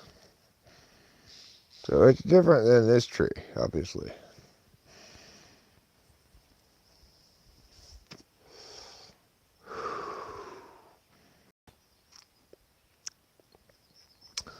Then down there are a couple of small live oaks, or maybe some other kind of oak, but some kind of California oaks that are there, down there. And then further down there behind the shed, you can see there's this tree that makes these yellow flowers. I don't know what kind of tree that is.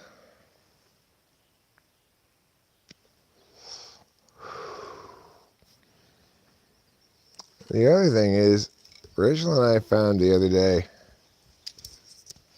what's referred to as a velvet ant, or also known as a cow killer ant. They're actually a larval form of wasp, or some stage of development of wasp, I'm not sure. But apparently their sting is incredibly painful. Painful enough to kill a cow. I don't think it's literally painful enough to kill a cow, but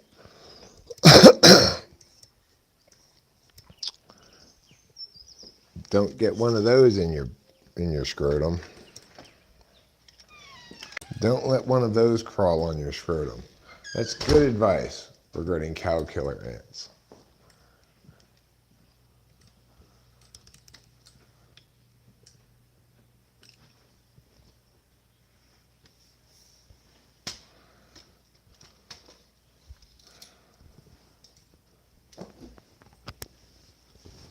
Um,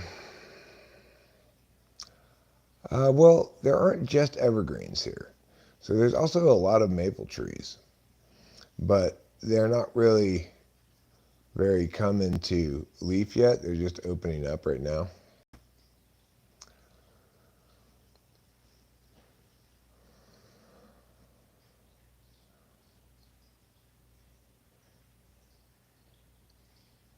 Who's RR? Railroad? Are you playing Monopoly right now, Boba Fett? I thought I asked you not to play Monopoly during the streams. Yes, you should buy the railroads, of course. Do we even have ENTJs that come here more than to get what the info they want and then dip? No. Those such creatures do not exist. Misfortune. They're all ENTJs. Just get the information they want, then dip.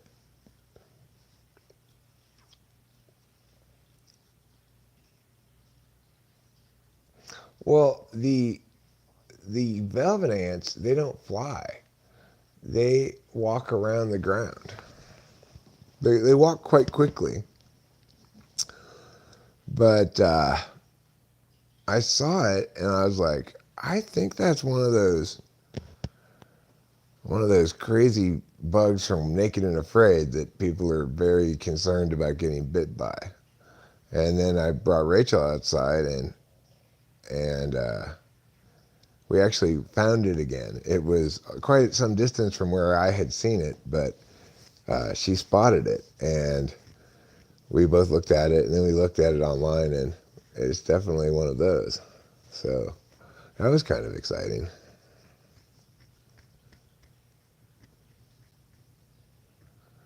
As far as wasps, I'm concerned they may be building some wasp nests up by the upstairs windows. There are these little things that look like they might be the beginning of wasp nests. So I'll have to go reach out the window. First I was thinking I'm going to climb up a ladder to get there. And I realized just go upstairs and reach out the window. Take the screen off and reach out the window, you know. That's a much better way to do it. I have to go up there and scrape those off and maybe spray some poison or something on them because I don't want wasp nests on my house. I don't mind wasp nests in the forest around here. I'm not going to go like hunt wasps down, but I don't want them right on my house. So I'm going to go get them at some point here.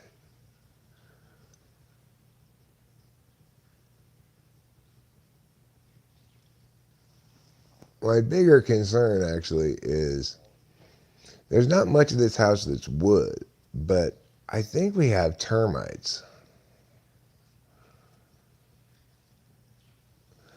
Well, this house is almost, none of it is almost wood, but some little parts are, like the window frame things, and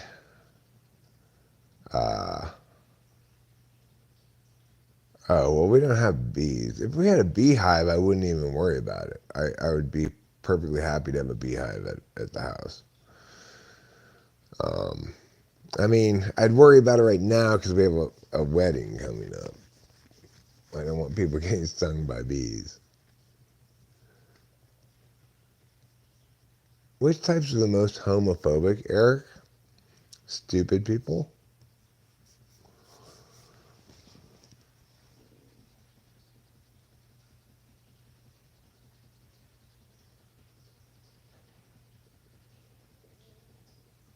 I mean, the most particularist types are the least likely to abide by universal fairnesses. But the thing is, those most particularist types who don't necessarily abide by universal fairnesses, they could be particularist in favor of gay people or against gay people, depending on where they're raised and what their particular situation is. They're particularist, you know.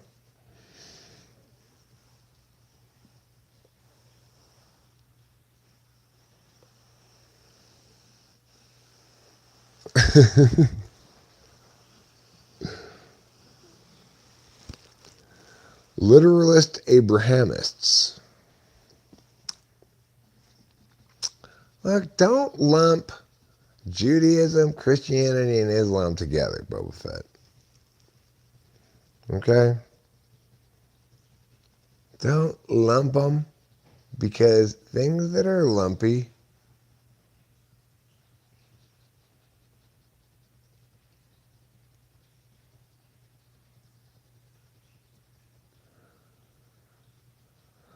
I mean, for a male, which function would make them more likely?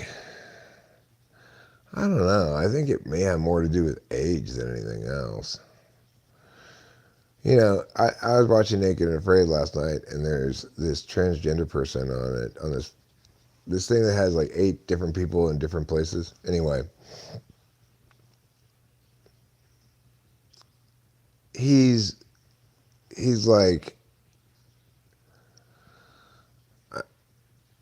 he's got like a beard and stuff, but he's got boobs, and he's, I don't know, in between things. Like he stopped taking hormones after a while. I don't know. Anyway, the thing is, it makes me uncomfortable. It made me uncomfortable, and that I recognize that there's no good cause for that, and that it's just a generational vestige or something, you know. But as I watched the show, I got that is not true. Both my cats are atheists. I keep trying to convert them to Christianity, but they won't accept Jesus as their Lord and Savior.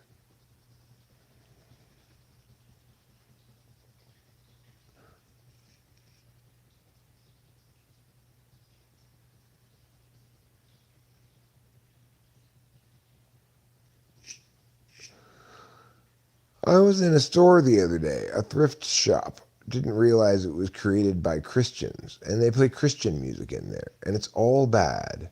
No melody, just ham-fisted lyrics. 'Cause worship, praise, and fellowship, Lord. You are the power, the glory, and everything. Do you think circumcision should be banned? No. I'm circumcised. I don't have any problems with it at all. I've never experienced a single problem associated with being circumcised.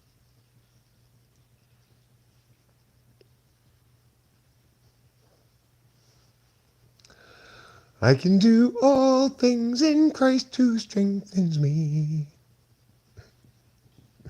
All things? You'll be so busy, though. If you do all things in Christ who strengthens you, boy, it's a lot of things I have to do. All of them. You're going to do all of my things, too? That'd be convenient.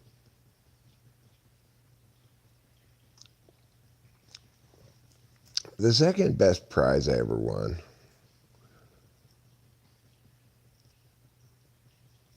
but you can't miss it because you lose it so young. You never experience life with it. Unless you're like Parker, Kimberly's kind of stepson person or whatever. He got himself circumcised at age 21. ENFJ, you know. He probably didn't like having a foreskin because I'm guessing chicks don't really like that much. But I don't know. I don't know. That's my only explanation for why he would have gotten himself circumcised at age 21.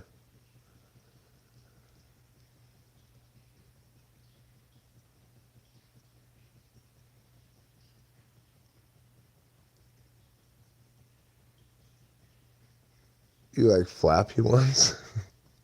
Okay, well. If you get one that's flappy enough, you can fly away. You get that phantom limb phenomenon with a foreskin. I've never had that.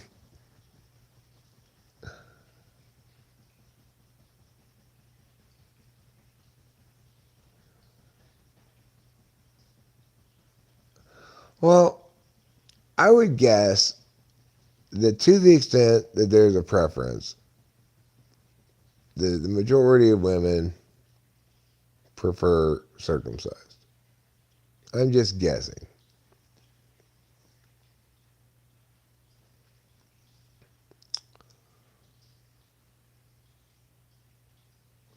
My cats are ridiculously chill. I wish they would go outside and play more. But they've both become just totally inside cats. Here's the other one. See him? He's right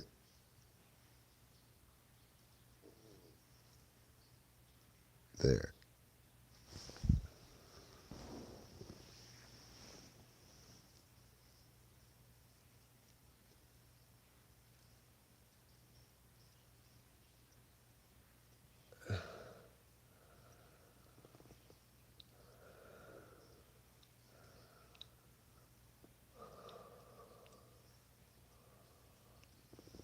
Well,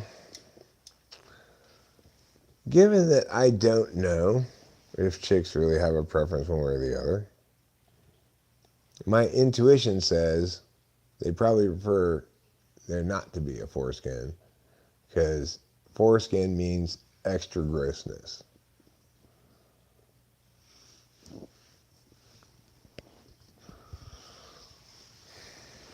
But that's just my guess. So, as a consequence, because I have nothing to operate on but my guess, I would still choose to be circumcised if I could choose now to go back in time.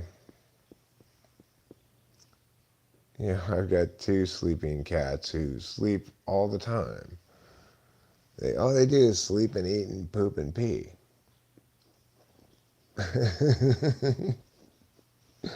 Ruben has a 5 skin. It's pretty good. Can't take that off. Can gross? Yeah, well, for gross sensors, I guess. For people with ass in an odd numbered slot.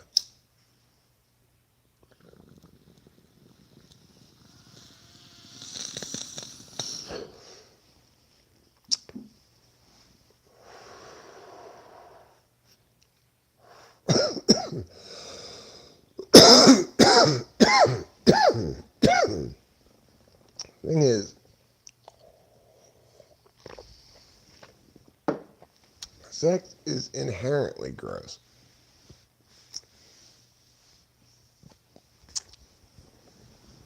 The way we have sex minimizes the grossness as much as possible. But even so, I always end up with spit on my dick. What you think about it, it's gross, right? But when you're horny, it doesn't seem gross.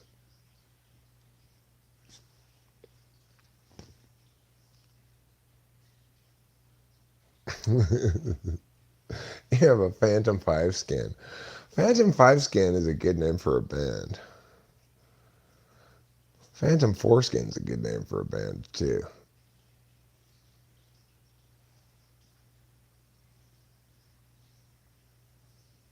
Yes, it's called schmegma, Mac Daddy. They have a word for it. How gross is that?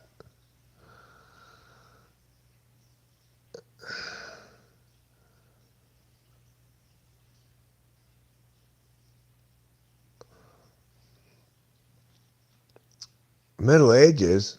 That's how I have sex still, here I am. She lies down, I cut a hole in the sheet. I tell her to close her eyes and lie still, and then I do my dirty deed.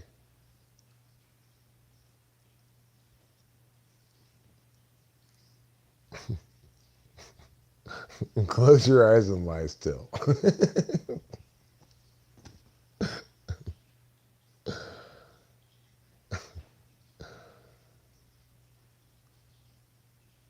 That's what every woman wants to hear right before they have sex.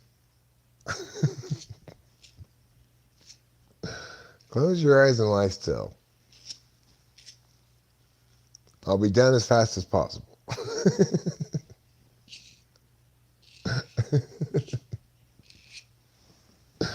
Close your eyes and lie still. I'll try to hurry.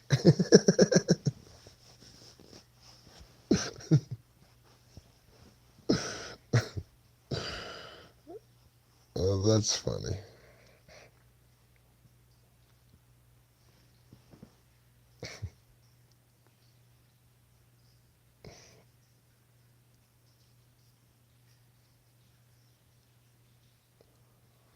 So anyway, I'm looking forward to my wedding night when I'll finally get to have sex with Rachel.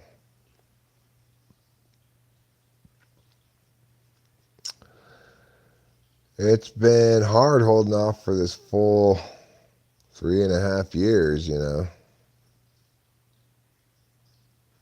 but I'm a good Christian, so obviously I've not even seen her genitals yet, nor has she seen mine.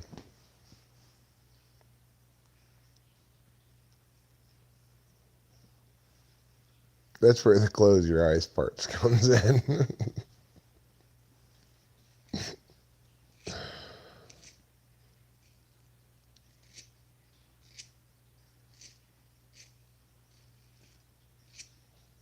Right, I know. Here I am. Rachel is well aware that I suck in bed, so she's making an informed consent.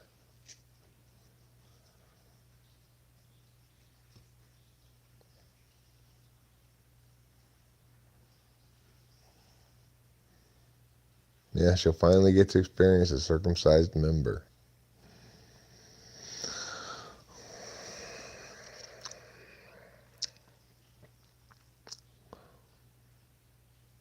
I'm a card-carrying member of the Circumcision Society.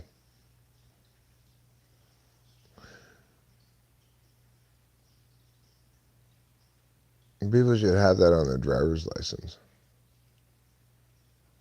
People should have all the specifics of their genitals on their driver's license. So then, before you date somebody, you can just ask to see their driver's license.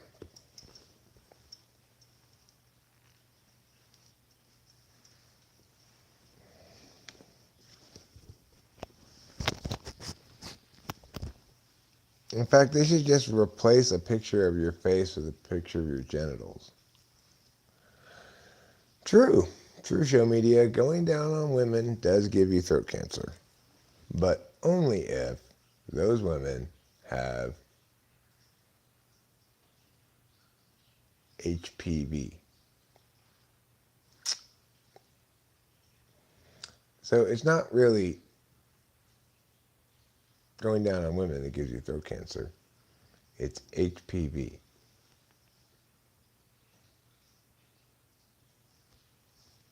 Yeah. So, for example, if you've gotten the vaccine for HPV because you're of that age, then you don't have to worry about it.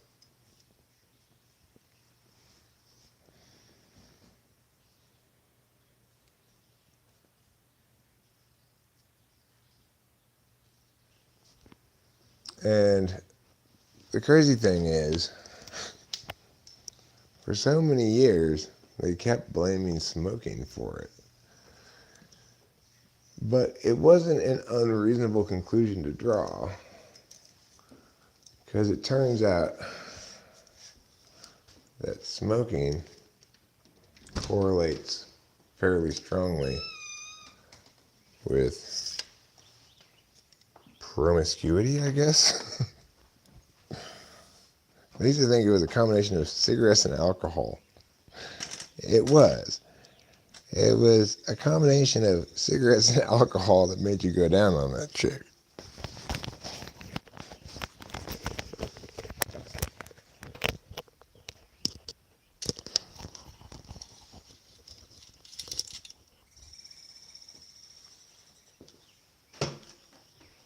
Let me go get it. I'm going to go get a beverage.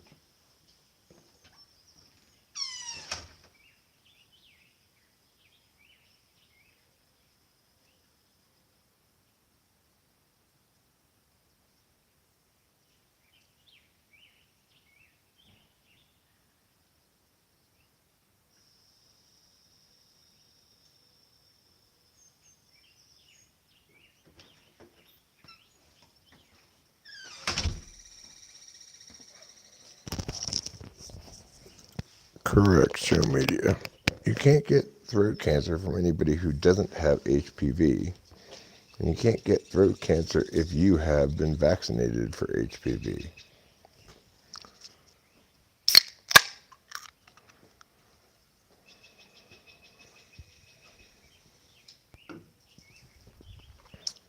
So,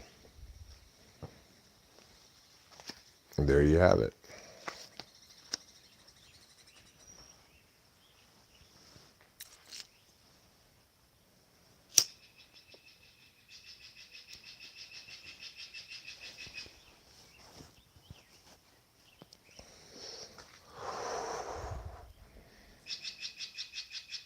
Howdy, partners. Ranger Eric here to explain to you a few rules it's important you follow while having fun out here in the wilderness. Rule number 1, no smoking allowed. Are you yelling at me? That blue jay's yelling at me. He's telling me to go away so he can come down and eat some woodland cutlets.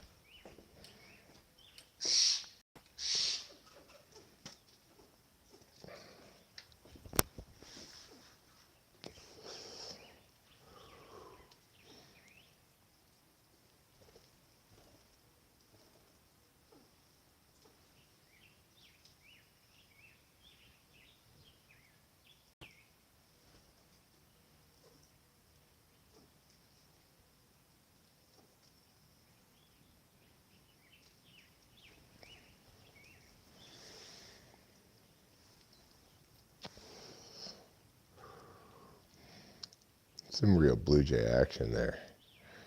This is a real treat, you guys. There's actually 5 blue jays. They're not all in the camera, but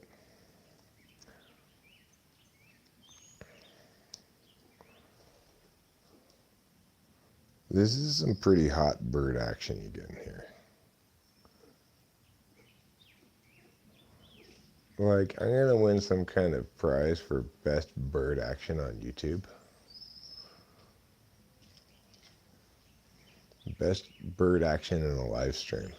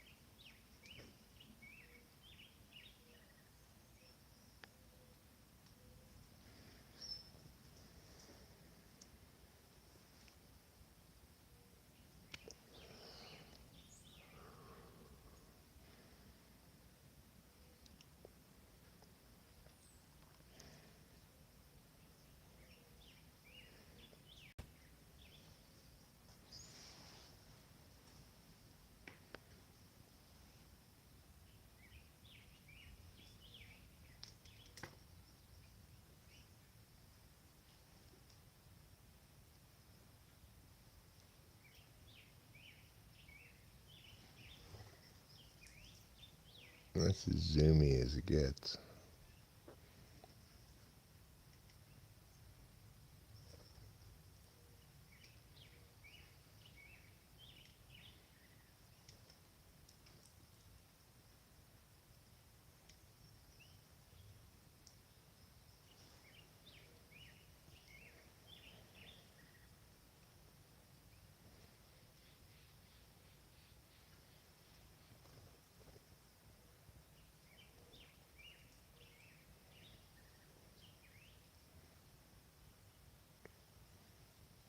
And then over here,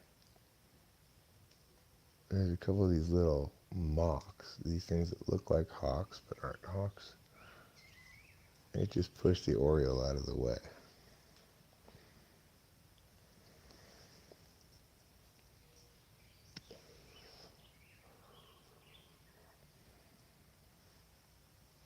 So we got an oriole, no, we got two mocks over there, a sparrow on the ground,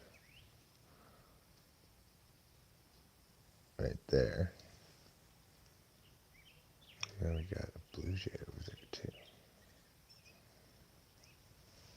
That's some pretty hot bird action.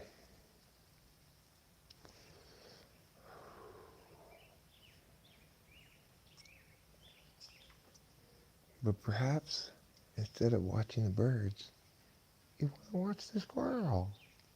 The squirrel.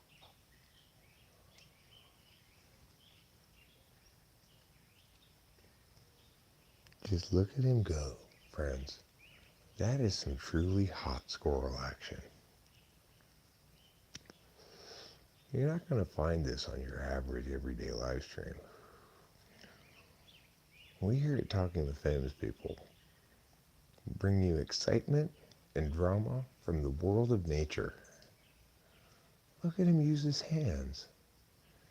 He's eating things.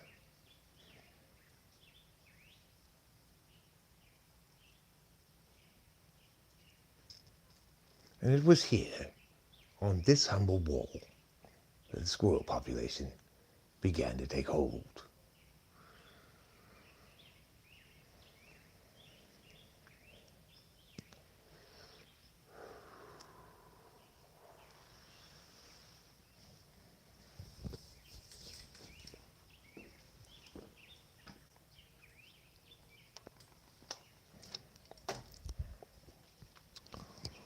What, you guys say you're getting cold? Okay, we can go inside. Oh yeah, I'm really zoomed in. Yeah. Hi. How you doing? My name's Eric. What's your name? Bob? Oh, I'm sorry, Rob? Oh, James? Oh, okay. Hi, James. It's nice to see you.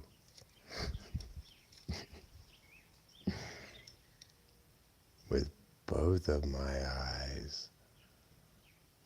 I'm seeing you with both of my eyes at the same time. Now I'm smelling you with my nose. You smell like buttered pancakes. Let's go inside. Now I'm talking to you with my mouth.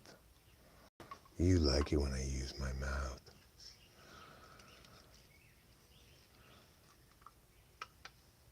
I use my mouth to talk. Yeah.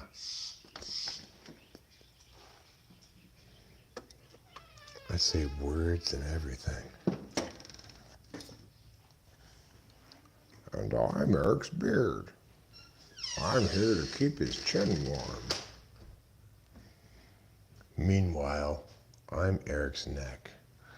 I keep his head separate from his shoulders.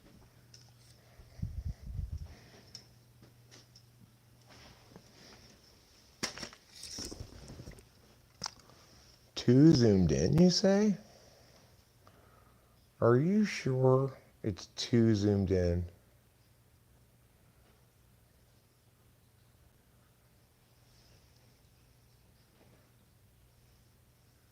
Intentional ASMR is lame. I'm sorry. I'll do it unintentionally next time. I guess that's the normal Zoom level. Whispering is weird too.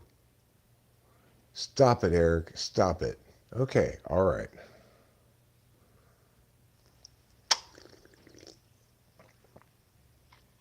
No more whispering. Oops. I forgot. I'm so sorry. I forgot and I started whispering again. Yeah, it's pretty dramatic when I Zoom. Pretty much everything I do is incredibly dramatic. I'm kind of like a high school girl.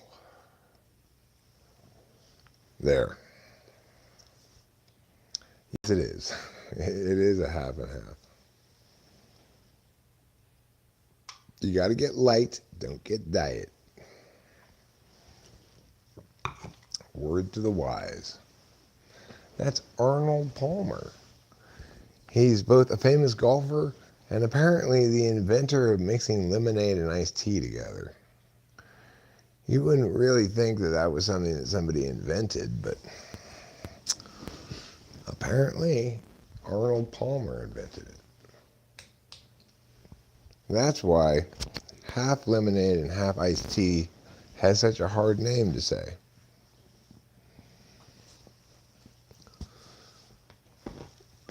Well, who can blame you?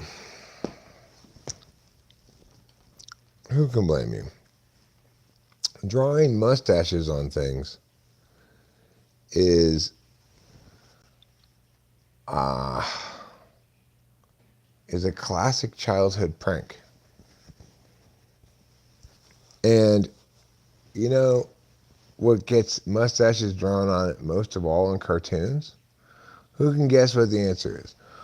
What is the thing that mostly gets a mustache drawn on it in cartoons?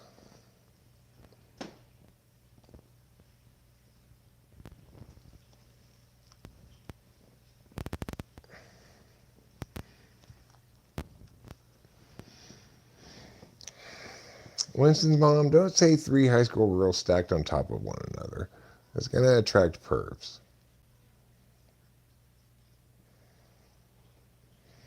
No. The answer is the Mona Lisa. Yes, he has stopped going outside, like almost completely. Even when I encourage him to go outside. Does he want to go outside right now? He's meowing his ass off. What do you want, meows? What do you want? Daddy's here. Oh, don't chase Capillo. Be nice. He's not a big fan of the tripod. No, the answer is the Mona Lisa.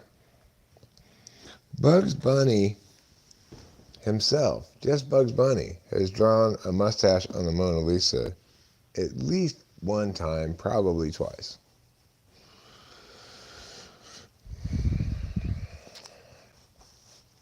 So anyway, the correct answer was the Mona Lisa.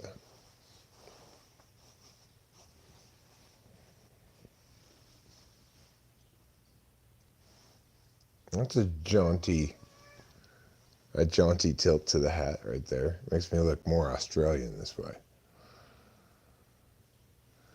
Hey, look, it's a kangaroo. This is what Australians say. So, on a scale of fantastic to mind-blowing, how much did you enjoy your opportunity to watch those birds? What are you meowing so much about? Meows? Meows a lot? Lord Sir meows a lot? What are you meowing about? Meow. Meow. Probably just wants me to watch him eat.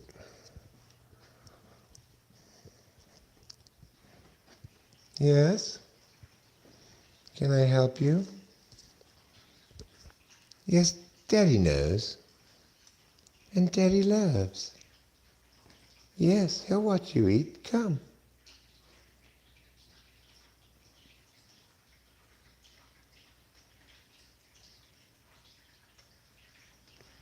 Let me see. Oh, let me see you eat. Let me see. Yes, you're a very good kitty. And what are you meowing about? Do you want me to watch you eat or what?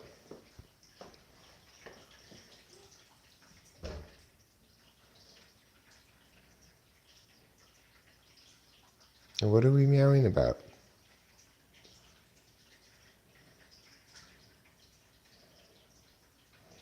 It's just the tripod.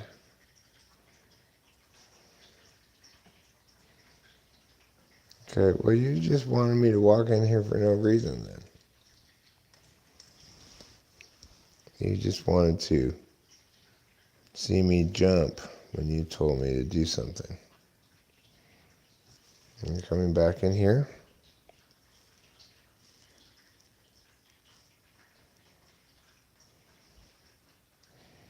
What do you want? You don't even know what you want. What do you want me to watch you eat? Okay. Oh yes, I'm watching. I'm watching you eat. Oh my goodness. I am so impressed by your eating skills. You have to be either the number 1 or number 2 eater in all of the cat world. I hear there's a cat on the East Coast who's a really good eater too. But your technique is so graceful and elegant. And I'm just really impressed when I watch you eat. Yeah. Daddy knows. And Daddy loves. Because you are a very good kitty that nobody can deny. That nobody can deny. That nobody can deny. Yes, you are a very good kitty that nobody can deny.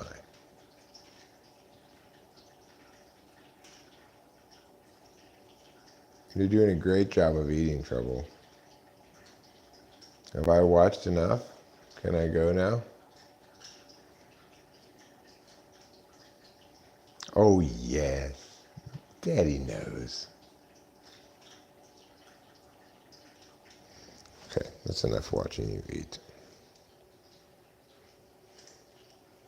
That's how it is with Ruben at Ruben's house, too.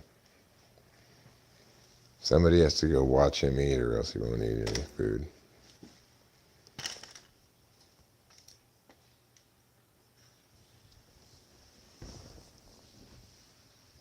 Scorpio is philosophy and sexuality.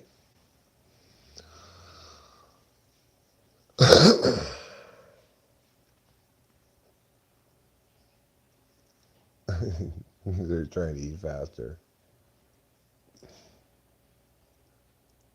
No, I think he's gotten used to the fact that we'll only watch him for a while before we go back in here. He'd probably be happier if the food were in here where we're sitting so that he could eat his food at the same time we're eating our food. But I don't want the cat food in the living room. So he's just not going to win on this point. Instead, Rachel or I will continue to go watch him eat.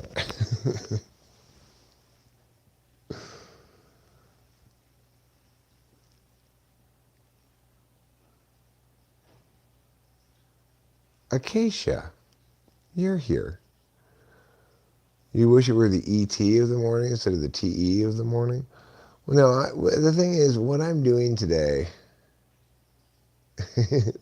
he probably realizes he needs to eat better if he wants to keep you around.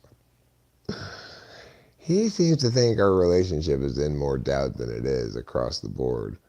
He's very possessive and likes to come around and sort of establish that I belong to him very frequently.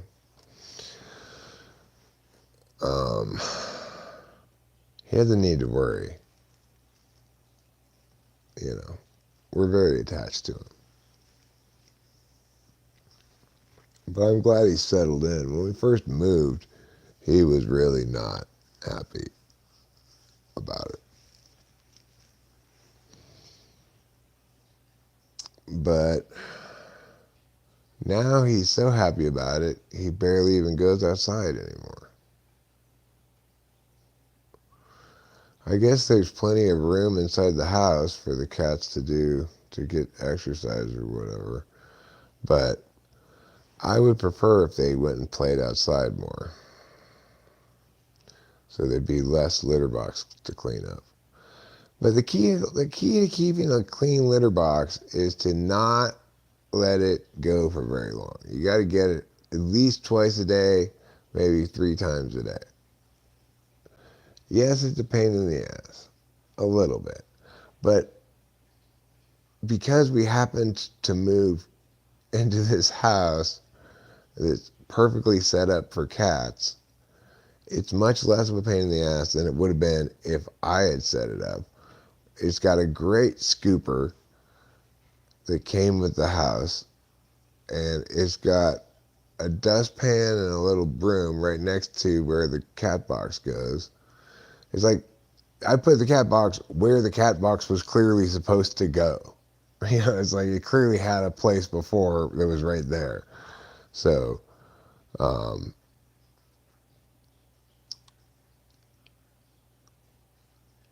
well, Trouble prefers to eat from, yeah, having the trash can right next to the litter box, that I put that there. I'm assuming they must have had the same thing. Yes, the scooper that came with the house. It had a cat door, a scooper on a hook, and 2 dustpans and 1 little broom on hooks. And it was clear that that's where the cat box was supposed to go. And I just put it there, and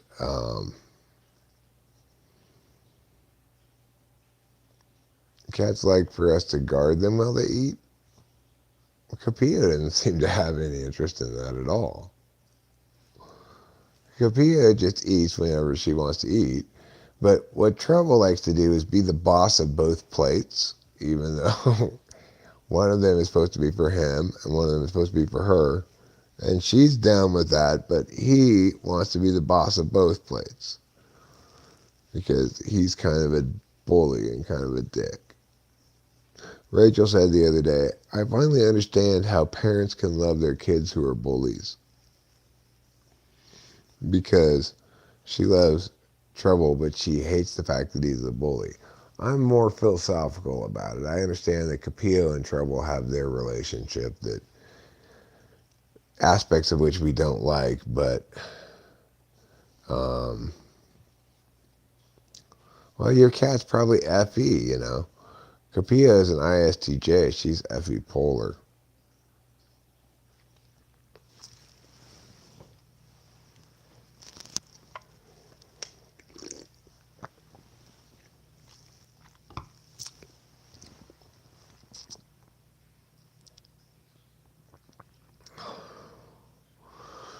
No, Trouble's an ENFJ for sure.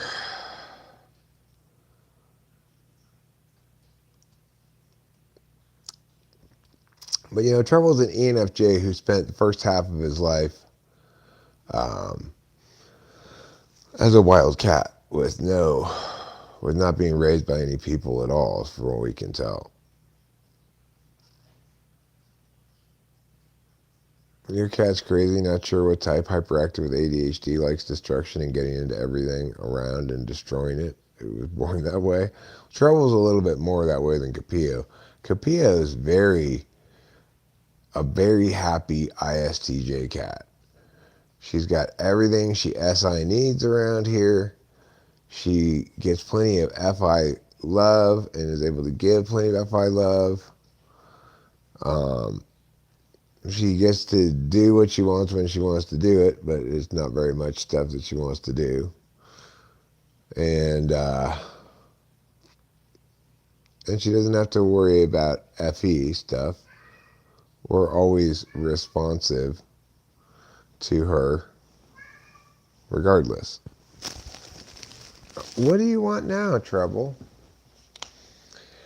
Well, it is true that compared, if you're just looking at amount of sleep, for example, and amount of time grooming, that all cats are going to have what appears to be higher SI than people. Do you want me to watch you drink now?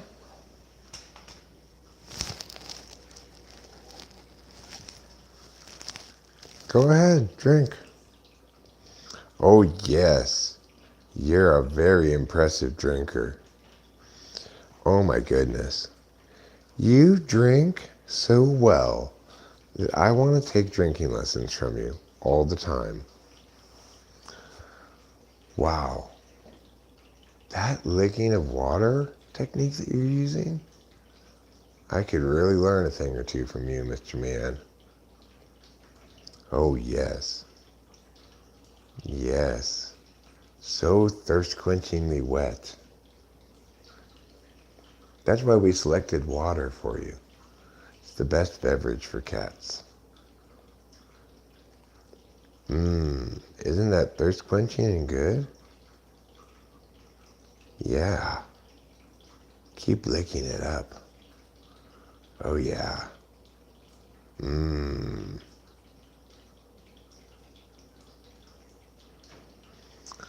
Okay.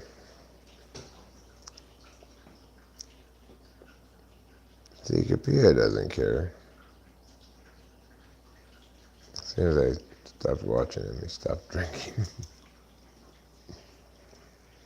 Kapia is perfectly happy to eat alone in peace. I think she prefers it. She likes this top plate, though. She definitely prefers the top plate to the bottom plate. See, she's eating, and she's not waiting for me to look at her. Well, Mr. Man, he's probably saying, okay, it's nap time now. Let's go to bed. And he's going to the bedroom. But he won't. He doesn't want to go to sleep unless I go down and lie down there with him. He's a little finicky like that.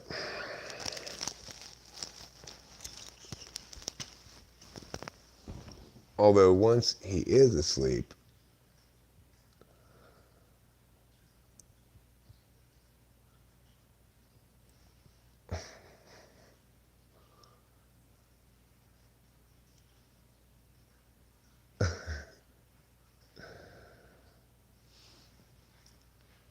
I think I'm not a pet person. They really annoy me mostly. I don't feel attached to them the way many people might.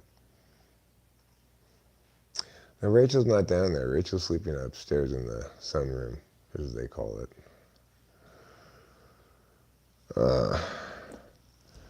Because basically Trouble makes it so that we can't sleep in the same bed all night.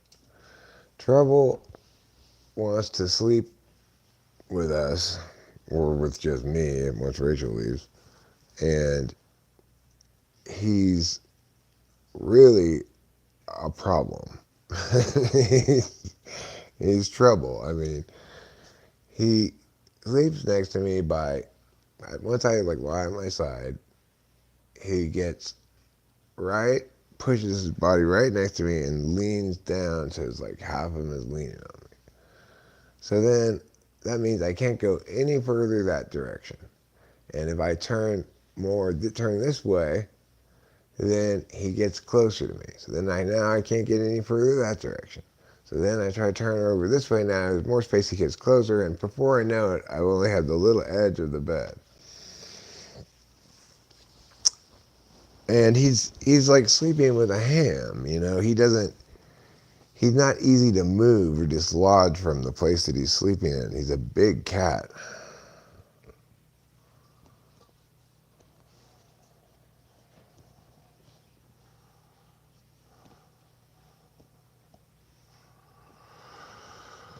Well, regardless, I like having these two cats because, as I said to Rachel the other day, they make this a home and a family rather than just a house and a couple. It's like we have two very low maintenance kids.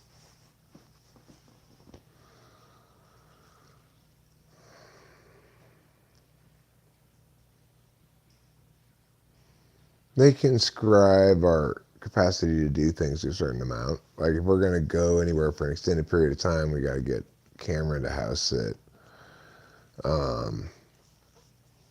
But we can go away for a night and leave them here in the house and they're fine.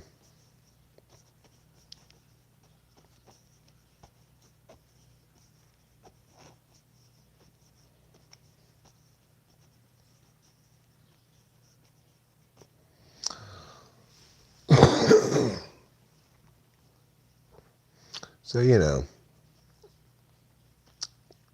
I'm glad we have the cats here. They also provide us continuity from LA to here, which I think is good. Like,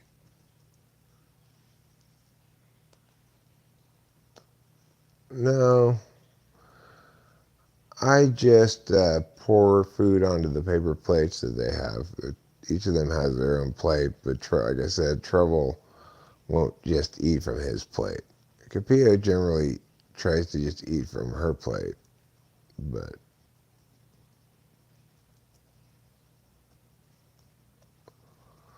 I don't mind pouring him food. It's not that big of a hassle.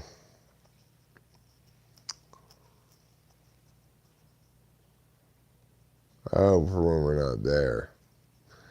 I mean, the thing is, we really can't go away and leave him here alone for more than a day, in part because of the cat box.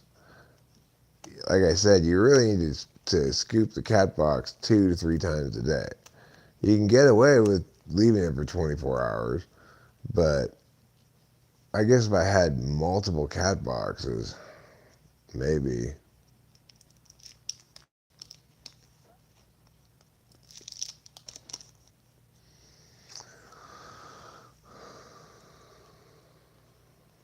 Not a terrible idea, Boba Fett.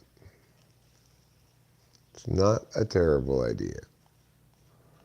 Like Delilah suggested we get this little fountain for the cats, and we got it, and it was a good idea.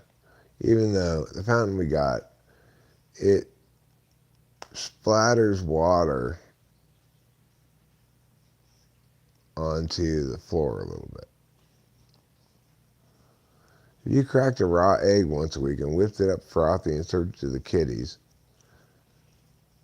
this would be beneficial for their fur, eyes, and health. Do you think they'd eat it? I don't know. Our cats, they only eat some things that aren't cat food.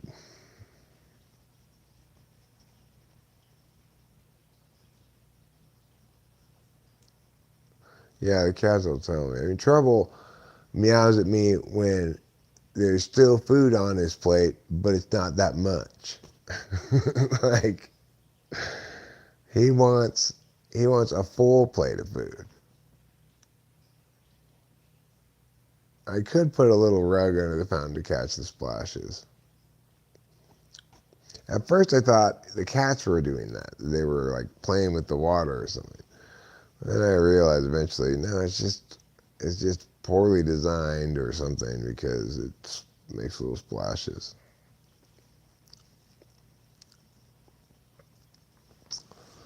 Unlike our wonderful paper towel dispenser, which is incredibly well designed.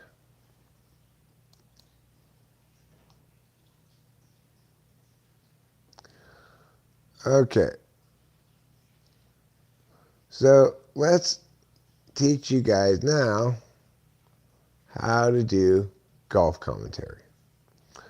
We're on the 17th, and Batia is 2 under. He's teeing off. It's a par 3. It's the hole where you have to shoot the ball over the lake to get it onto the green. Batia has made it onto the green, but he is playing with danger. Right on the lip of a downslope that would have rolled down into the lake, but it stayed right there on the lip, so he's fine right there. Not an easy birdie putt or anything, probably par the hole, but still, he's lucky that it didn't roll down into the lake. Okay, our current leaderboard sees 4 people tied at 6 under, and Mr. Fleetwood here is one of them. He's he's teeing up at the par 3 6th hole, which has no lake you have to go over. It's 220 yards to the flag, and he has made it onto the green with what looks like about a 25-foot putt. Probably he'll par the hole. Schaufel, one of the leaders at 6 under, is on the 5th hole. It's a par 4, 445 yards, and he has just struck the ball speed of 180 miles an hour, and the carry was 281. Looks like he's about 310 yards away from the tee, which just leaves them 100-some yards to the hole. Now, here's Bradley on the par 3, 4th hole.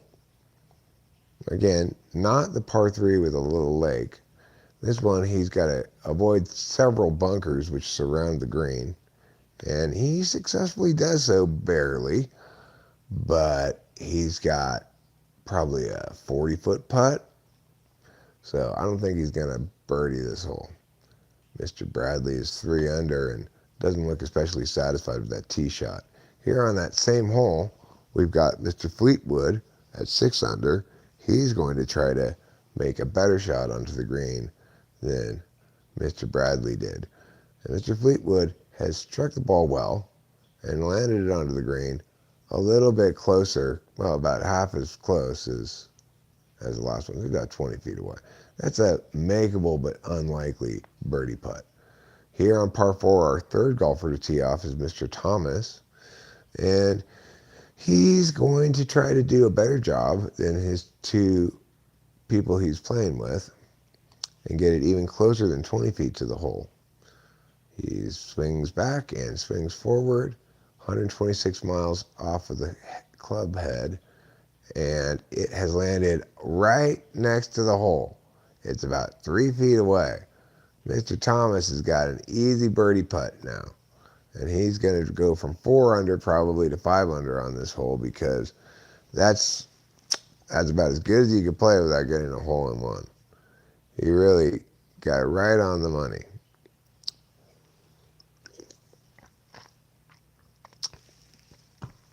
If they had a little bit more roll forward, it could have been a hole in one. Okay, now the same hole, the 4th person in this group is Ricky Fowler, and he's 1 under currently. He's hit the ball onto the green, and he's about 15 to 20 feet away. So he's got the second best shot of that group of 4. Now back to the par 4 3rd hole. Hovland at 4 under is chipping onto the green from his that was his 3rd shot on the par 4. So he's got a fairly long putt for par. T. Kim on the 5th hole, which is a par 4, at 445 yards, has struck the ball reasonably well off of the tee, but when it hit in the fairway, it just plopped and stuck right there. It didn't roll at all.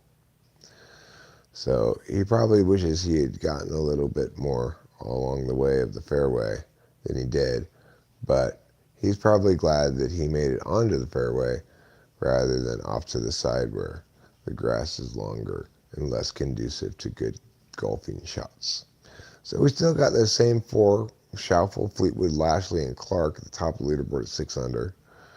At 5 under, there's a slew of people, including W.H. Kim. Looks like Tom Kim has dropped off the leaderboard, must have dropped a couple of shots. Now we go to a Wells Fargo commercial. I'm not really particularly interested in commentating the commercials, so I'll go back over here to where the chat is. C.J. O'Connell, amazing hat and amazing cat. Good observation. Both of them are good observations.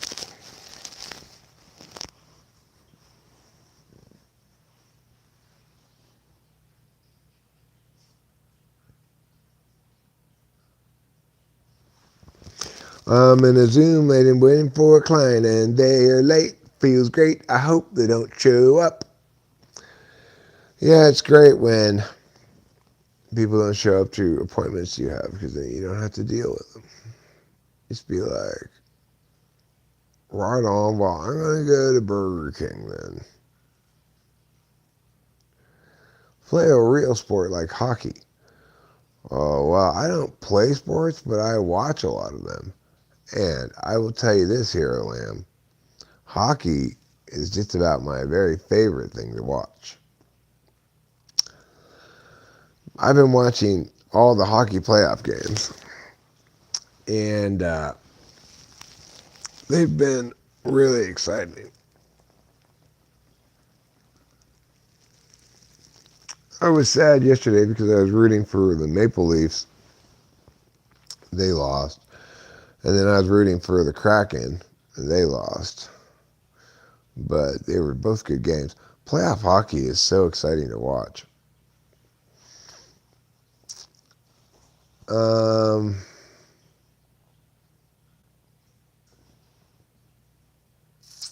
Also, what I've been watching, and this makes good sense when you hear about what I'm going to tell you. I've watched a lot of Oakland A's games this year.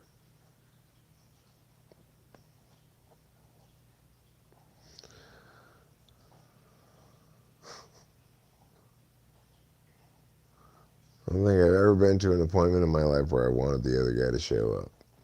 It's a good George Costanza quote. Anyhow, I've been watching the Oakland A's.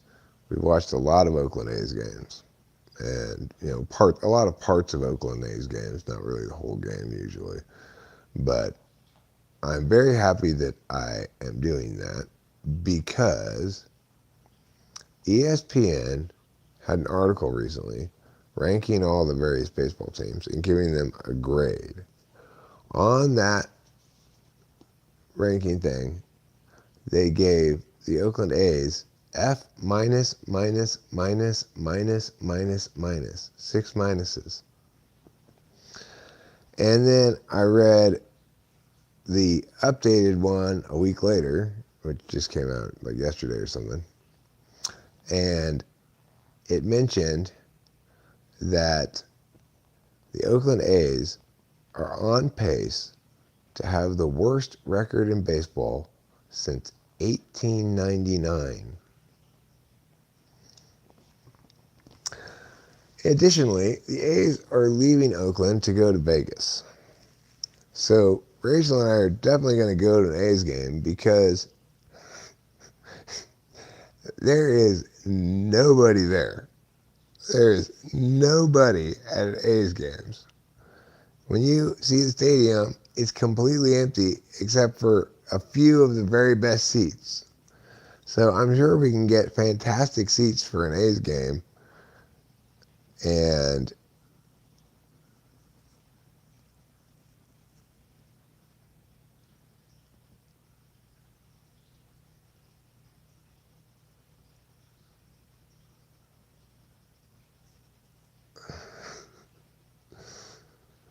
canceling plans is like heroin. I haven't done heroin, but I have canceled plans. Heroin can't be better than that.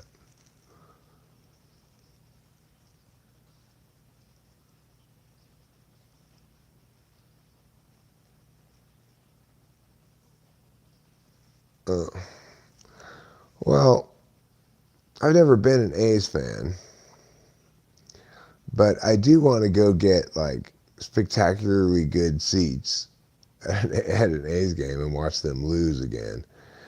They lost last night.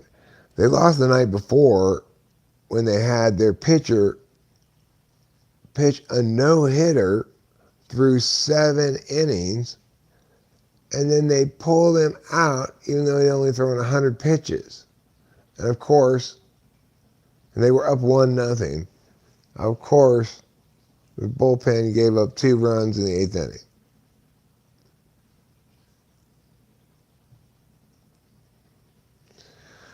Interestingly, there's one statistical area where the A's are doing fine. They're either first or second in the American League, or maybe even in all the majors, in stolen bases. Mostly thanks to this guy Ruiz, who every time he gets on base, he just like immediately steals second.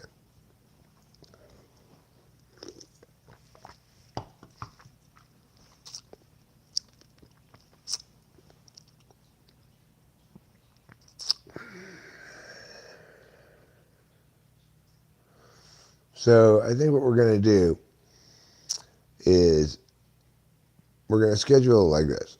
Next time I have to go to Oakland to get mushrooms, we'll get tickets to a night game. And then we'll get a hotel that's between us and the Oakland Coliseum. We'll go check in,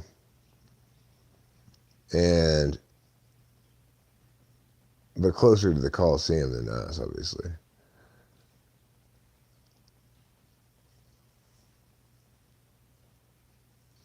And then we'll maybe take mushrooms and go to the A's game.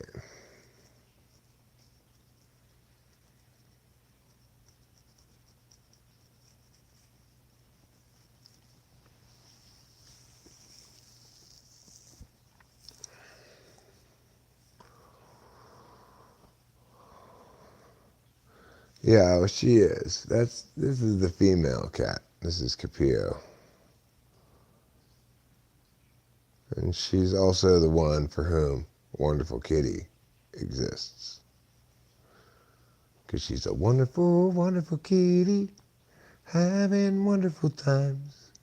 Always cleaning herself, making sure she's got clean lines. She's a wonderful, wonderful kitty, such a fabulous old friend. Now it's wonderful kitty, petting time again.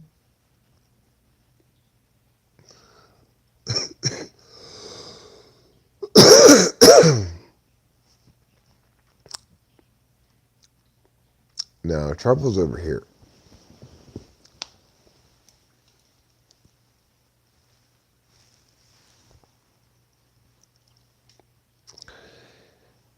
He tends to like to sit in the liminal spaces. He likes to sit in the pathways. Like,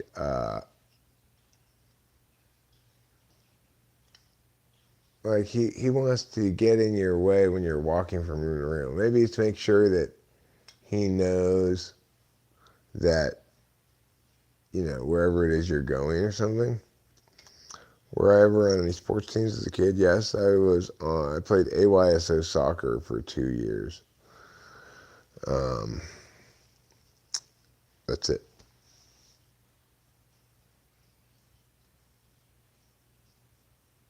And then I played pickup basketball for a lot of years. Started in high school.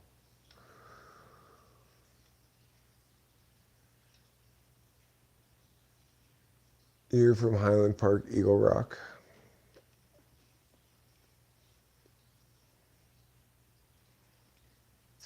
Well, when we were living in LA, one of our favorite restaurants was Casabianca.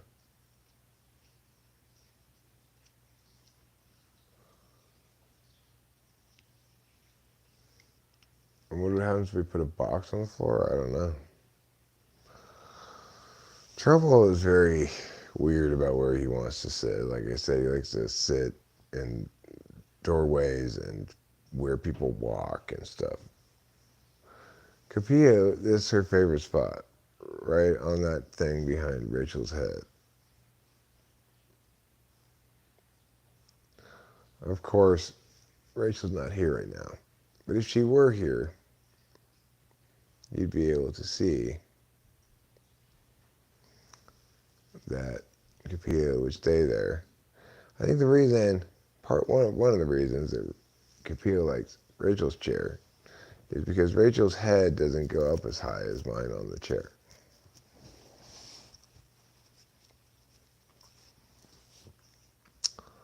Okay, so let's go back to commentating golf.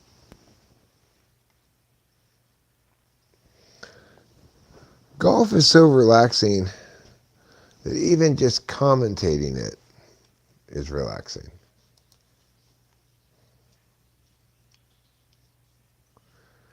Tom Kim putting for bogey. He's a 2 under. So he's dropped a few shots over the course of today's round. He was at 5 under when I started watching this. He made that bogey putt. Now he's at 1 under and feeling like today's not going well. Next we have Cameron Young. Cameron Young is at even par. He's got a very long putt for birdie, a good 50 feet. 2-putt percentage from this distance is 80%. I bet most of the other 20% is 3-putt because it's such a big putt, not 1-putt. He left it a few feet from the hole, good leave. He'll be able to easily putt that par putt, I think. Have to walk away thinking, that's a good enough par for me. I can live with that par. I've got black pants on. Looking kind of sad, but feeling like, okay. Now, Mr. Bradley here, he's at 3 under. He's on the 5th hole. And he is hitting it from the top of this little hill here. His tee shot was 287. He's got another 173 yards to go to get to the hole. This is a par 4 hole. It's 445 yards total.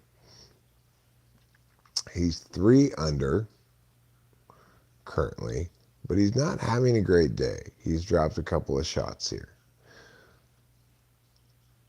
So he's taking his time lining this thing up. He's got what looks to be about a 6 or 7 iron maybe. And maybe, yeah, it looks like that probably. Maybe a 5 iron, I don't know. And he's going to try to hit the ball from where he is onto the green. If he does, then he'll have potentially a birdie putt to attempt. He struck the ball well. It's landed up almost onto the green. Yes, barely onto the green. He's got maybe a 15-foot putt, but I think he's pretty happy with that. Mr. Schauffele, who's at -6, he's on the par 3 6th hole, and he just tee-shotted it onto the green, but a very long distance from the hole. He's got a very, very long putt. He'll have to 2-putt that at best. Fowler, who's 2 under, is taking his second shot on the par 4 5th and hits it from the fairway onto the green. But as with the last golfer we were discussing, he just barely made it onto the green, but that is very far from the flag. Mr. Fleetwood, he's teeing off at the 7th hole, which is a par 5. It's a 533-yard hole. And in the first round, he scored an eagle on this hole. But this time, he hit it into the rough between a couple of bunkers. So at least he didn't get it into the bunkers. That's better than getting it into the bunkers. Now, Mr. Thomas is on the par 4 5th. This is his second shot to the green. His first shot was 296 yards. He's got another 145 yards to go. And he managed to avoid those bunkers. He stayed on the fairway left of the bunkers, and now he's going to try what looks to be probably an 8 or a 7 iron. And he's going to try to just kind of gently whoop it over there. And he hits it, and it goes onto the green. Oh, but he barely, oh no, it's rolling back. Okay, it stopped. It looked for a second like it was going to roll all the way back down the hill, but it stayed on the very edge of the green, but he's got a long putt. And I think he's going from like a little bit longer green grass to a little bit less long green grass. Hovland at 3 under is putting a birdie putt. Oh, he cups it too. He nailed that from a good 20 feet away. Didn't even take the flag out, but it went into the hole anyway. Now Mr. Scott, who's 6 under with a share of the lead, although I haven't seen the leaderboard recently, but he's at the par 3 fourth hole, which is just 164 yards to the hole. He's hitting that, comes out with a ball speed of 130, and it lands on the green right of the hole, 15 feet. A makeable, but not very easily makeable birdie putt for him awaits. Tom Kim, who's been plummeting with his failure today, is at -1, and he's teeing off on the par 3 sixth hole, which is at 220 yards.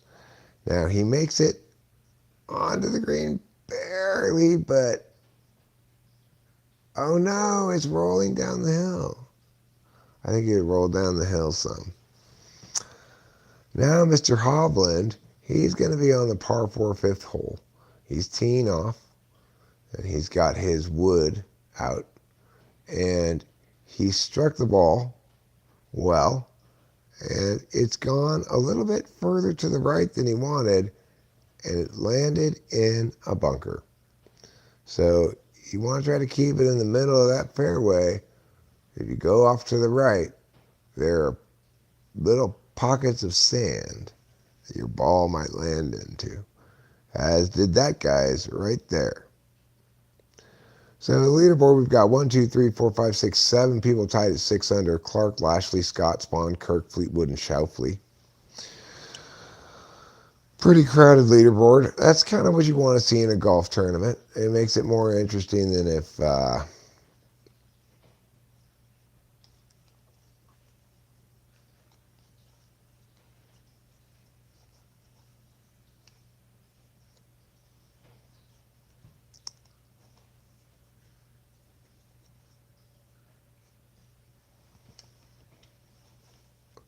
I know I'm getting better at golf because I'm hitting fewer spectators. Good morning, Rachel, my darling.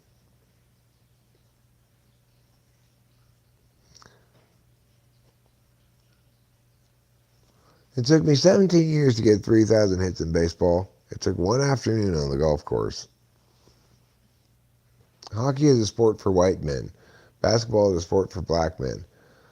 Golf is a sport for white men dressed like black pimps.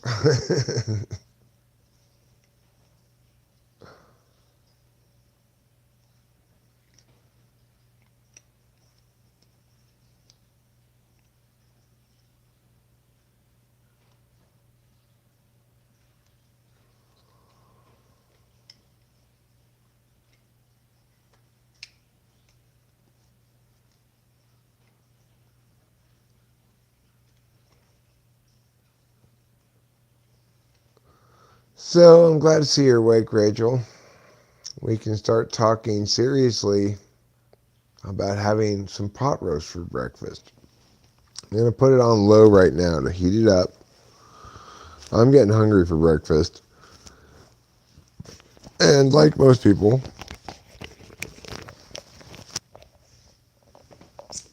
I believe the best breakfast is a breakfast made out of pot roast.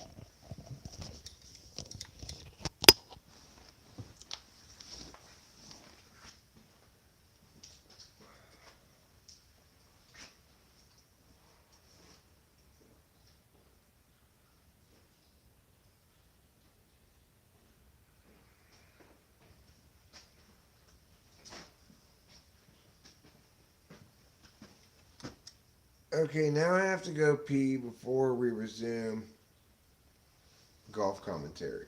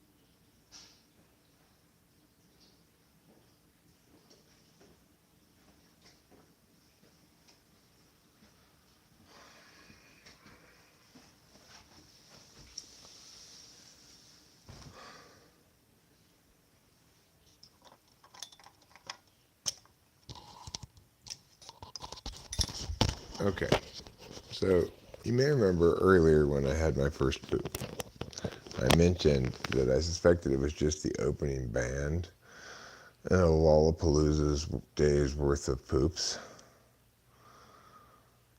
Well, I just had my second poop, so that's good news, and glad to get that poop out of me. And I'm glad to be able to share it with all of you here today.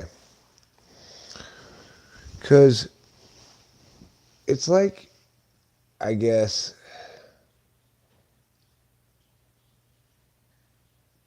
International Foods Copy said, it's important to celebrate the moments of your life, including the moment I had my second poo of the day.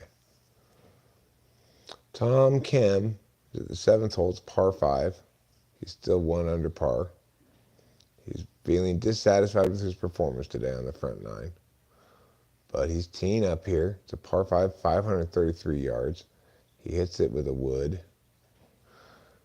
And unfortunately, he's missed the fairway. And it's gone off into the bushes on the side. His day continues to be struggleful. Mr. Thomas at 5 under is at the par 3, 6th hole, 220 yards to the hole, and he has struck it beautifully. It has landed just not 2 feet from the hole.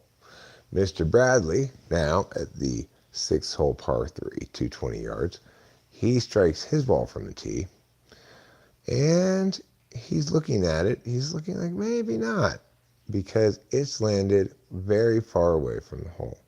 Yes, it's on the green, but now it's rolled off of the green onto this part that's between the fairway and the green. It's kind of like the long green. So on our leaderboard, we've got Shoufley, Fleetwood, Kirk, Spahn, Scott, Lashley, and Clark all at 6 under. Thomas, Palmer, Streelman at 5 under. I'm sure there are more than that at 5 under that aren't on the list that you can see there. All right, let's go back over here to this. He always deletes his posts.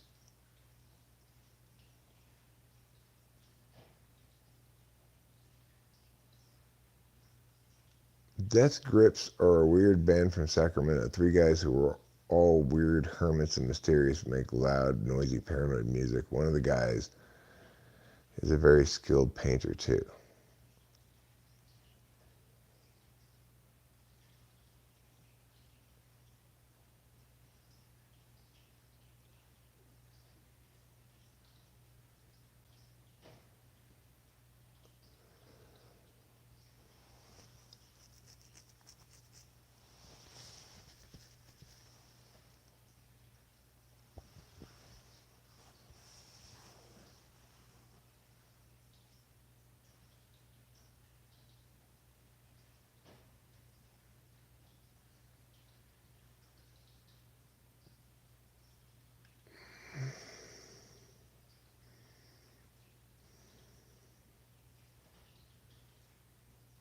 I missed a lot.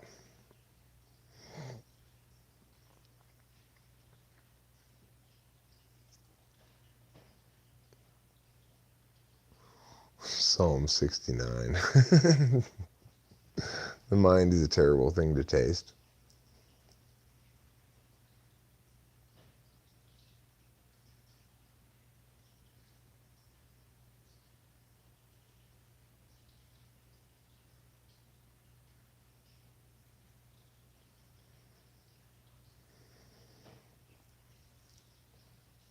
I like Phantom Foreskin as a band name.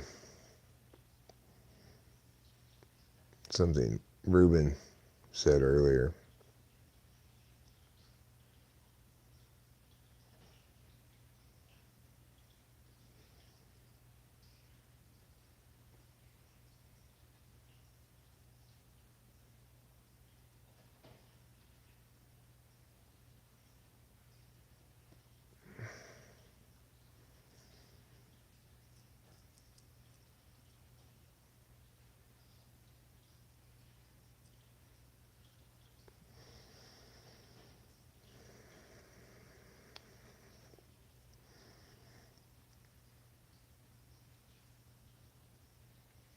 I did a lot of playing outside as well as a child.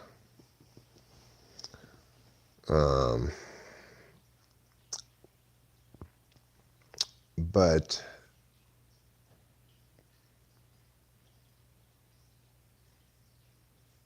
Tiffany has a phantom limb, but she doesn't seem to bother her at all.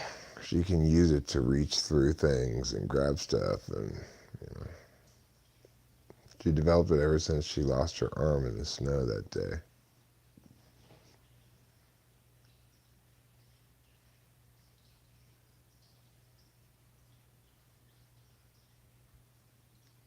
When our soul is frustrated, our body feels anxiety.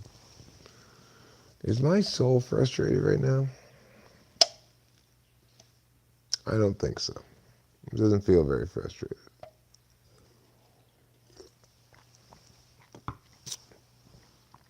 No. Magnesium is for starting fires, Boba Fett. You scrape it onto some little wood shavings, and then you spark it like this. And that's how you start it. Well, I thought the love was great. It has all the powers of a phantom and all the powers of a lamb.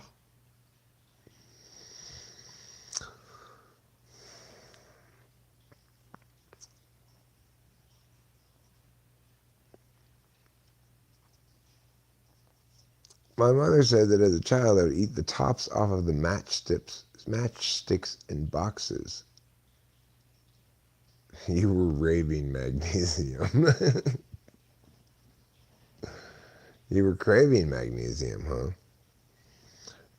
Well, good for you.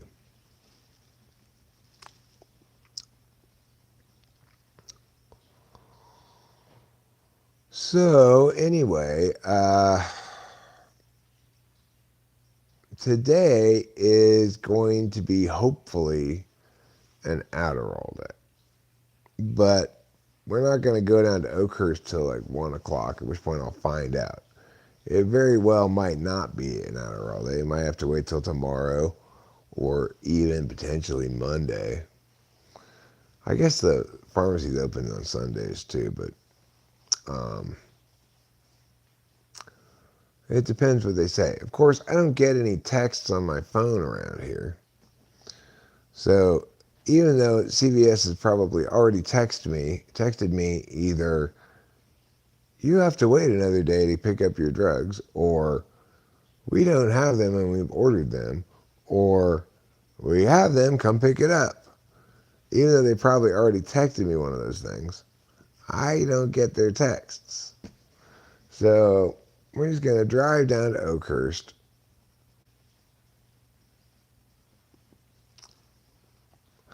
and go to the CVS, try to get my drugs, and then maybe while we're down there, go see Guardians of the Galaxy at the movie theater. But if we do get Adderall, then I'll definitely be live streaming later. I tend to do that a lot when I'm on Adderall.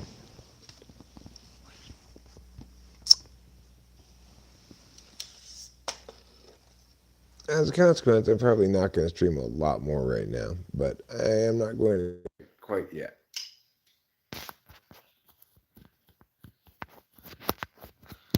Rachel couldn't choke down her half of the can of butter the other day.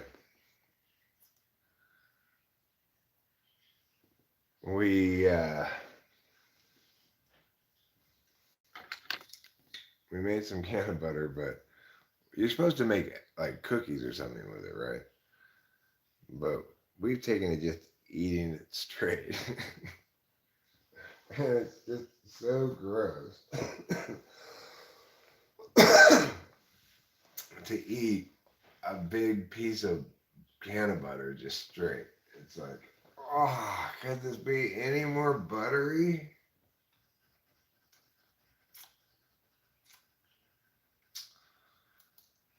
Yeah, I will stream later if we get speed.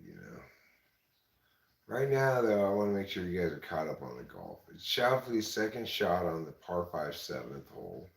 He's 6 under. He hit his first drive 313 yards, which is pretty good. He's still got 221 to go to the hole.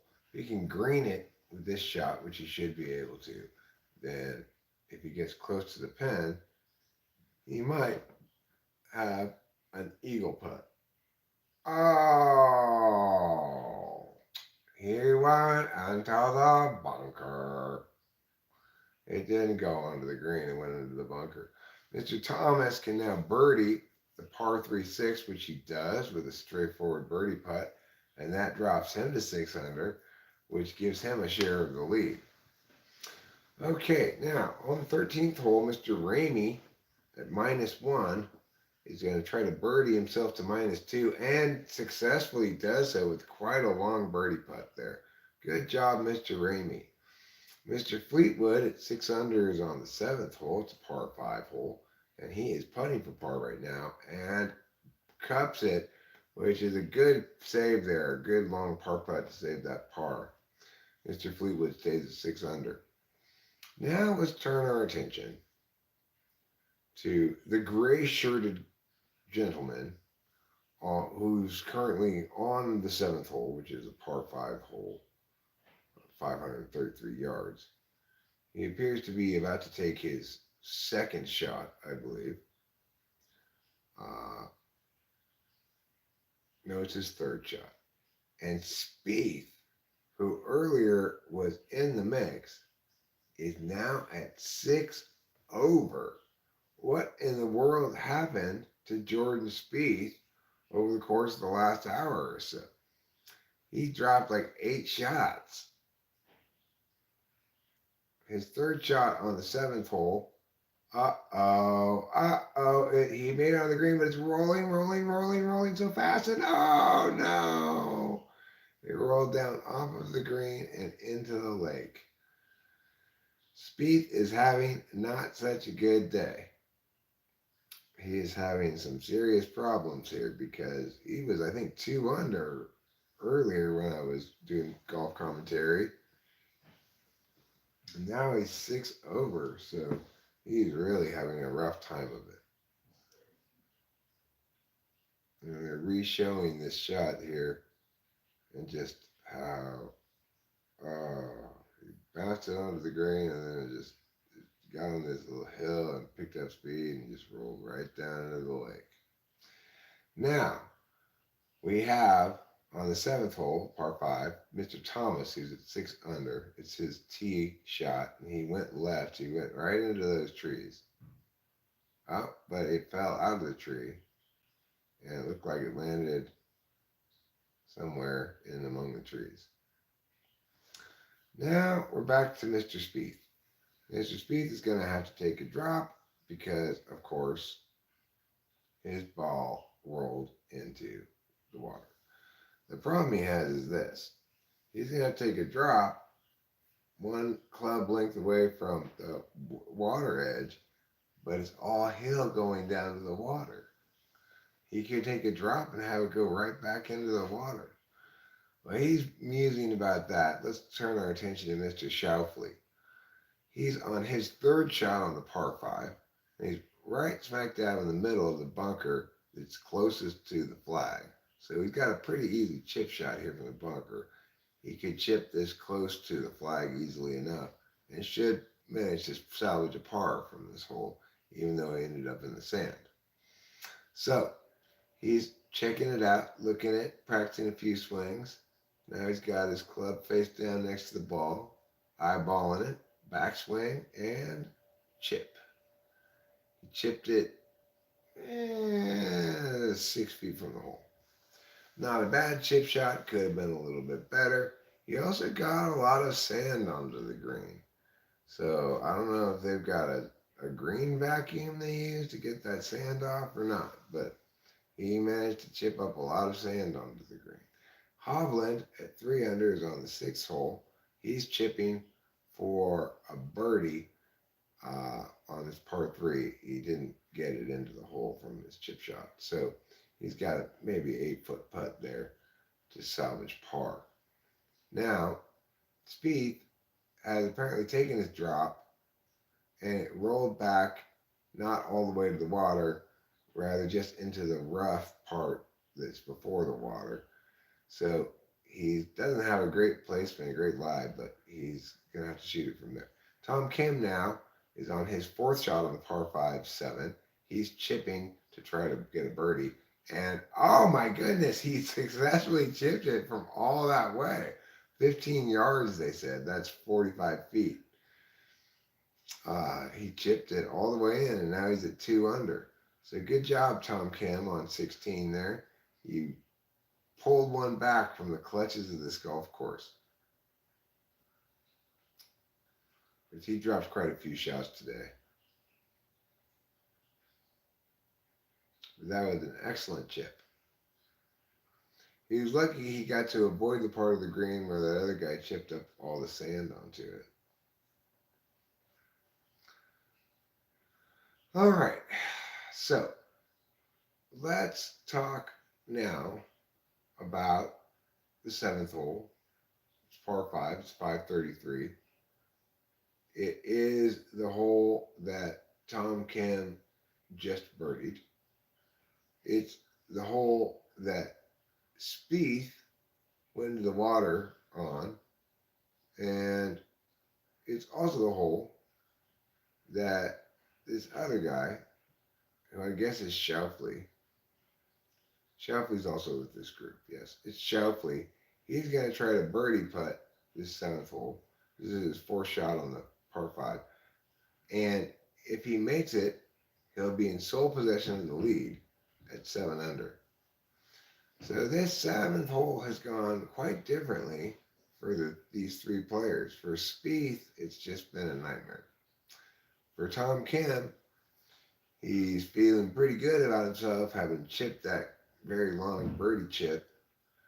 But, he didn't play the hole that great. He was playing it for par, basically, but he managed to chip in that birdie chip. Now, Schauffele's got the best birdie putt. He's only like 10 feet away, 12 feet maybe. So, let's see. He hits it, putt, and it goes directly into the hole. Now, Schauffele is in sole possession of the lead at 7 under, and he's feeling like, I'm doing fine. Everything's fine. Now, this guy, at 6 under, Mr. Fleetwood, he's on the 8th hole. He just chipped his 2nd shot on the par 4 to within about 10 feet of the hole. Good look at birdie there on that hole. Hovland, who's at 3 under, is at par putting on the 6th, his 3rd shot. He misses it from about 7 feet. Now he's going to have to bogey putt it. Spieth just bogey putted on 16. I'm surprised he salvaged a bogey on that after going into the water. But he's now 7 over and having an absolutely terrible day. You can see as he put his club back into his bag, he was like, meow, I'm mad about this. So Schauffele is now in sole possession of the lead at 6, 7 under. Thomas, Fleetwood, Kirk, Spawn, Scott, Lashley, Clark, and Palmer are all tied for 2nd at 6 under. And then Kevin Streelman starts the list at 5 under in 10th place. Probably a lot of people tied for 10th place as well. Actually, no, there's only 3 people tied for 10th place. K.H. Lee and Taylor Moore also are at 5 under. But then 13 through 18 are all at 4 under. Starting with Hatton, Neesmith, Kim, Lingmerth, Cantlay, Thigala. Bradley, on the 7th hole, at 2 under, is hitting his 2nd shot on the par 5 7th, and he made it onto the green, but he's a good 40, 50 feet away from the flag. So he'll probably have to putt for birdie on that one. I mean, he'll have an eagle putt here, but it's too far. He's not going to make it. Fleetwood just missed a easy birdie putt on 8, and he is frustrated with himself. He's saying, gosh darn it, I should have made that. And he picks it up, he pars it, and walks away. shaking his head and looking to the sky, skyward as though the answers are in the clouds. Shoutfleet, teeing off at the eighth hole, par four, gets good wood onto the golf ball and hits it about about 300 yards, 290 yards. It hit the ground at 270 and rolled for quite a while. T. Kim, 2 under, par 4, eighth hole, 349-yard hole. He is trying to hit it to the green in one shot, ideally, but probably can't do that. So he's using his wood now. He struck the ball with as much force as he could muster. And now he's struck it, and it's gone. Uh-oh, it's rolled into the spectators off onto the side in the rough behind some trees and stuff. He needed to shoot it a little bit more straight than that. He's not far from the green. He got good distance on it, but he went off into the people. Mr. Spieth at 7 over, catastrophically bad day today, has not happy with that tee shot either. He ended up just over in the same place where the previous guy shot it, over with those people. It almost hit this girl who was sitting there. I mean, not directly, but off the bounce. She would have been fine even if it had hit her. But Mr. Thomas on the seventh hole, par 5, is taking his third shot, and he'll get onto the green with this one. He's not very far from the green, just 111 yards now. But he's probably wishing he'd put a little bit more oomph into his second shot, because unless he gets it right next to the flag, he's looking at par at best. Yeah, he's quite some distance from the flag. He's a good 40, 50 feet from the flag. And so he'll probably just be hoping to lay it up and salvage a par with this one. Fowler at 2 under.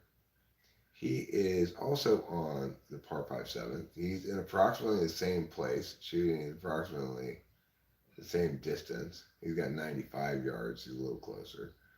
And he seems pretty happy with that. But, yeah, that's, it's rolling. He caught the downslope of the hill, and it's rolled. It started so much closer to the flag, but it ended up right next to that other guy's ball. So, none of them got a good look at that one. Okay.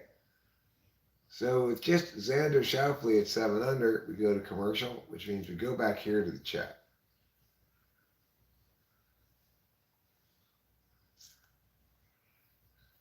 What everybody's looking for right now is the words to express just how great my golf commentary is.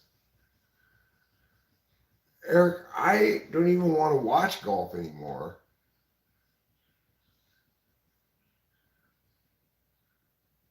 Oh, there it is. Thanks, Acacia.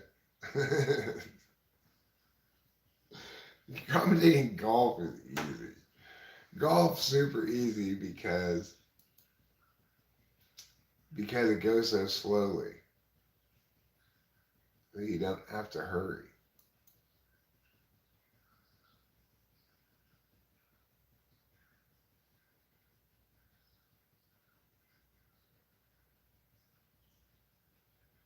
How is you so adept at commentating? How is you so adept at this commentating? How is you so adept at this commentating? Have you ever tried the whole auctioneering thing? Have you ever tried the whole auctioneering thing? How is you so adept at this commentating? Have you ever tried the whole auctioneering thing? How is you so adept at this commentating?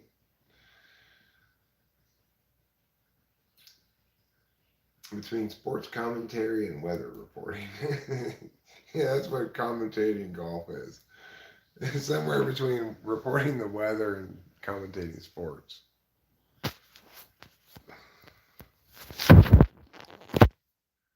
Okay, let's go have a cigarette.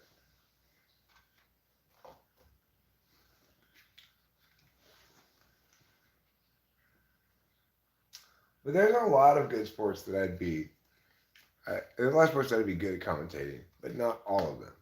Like hockey requires, the thing is, some sports you have to know you have to research it before you can commentate the game well. So in other words, you have to be able to look at the number on the back of the jersey and know that person's name.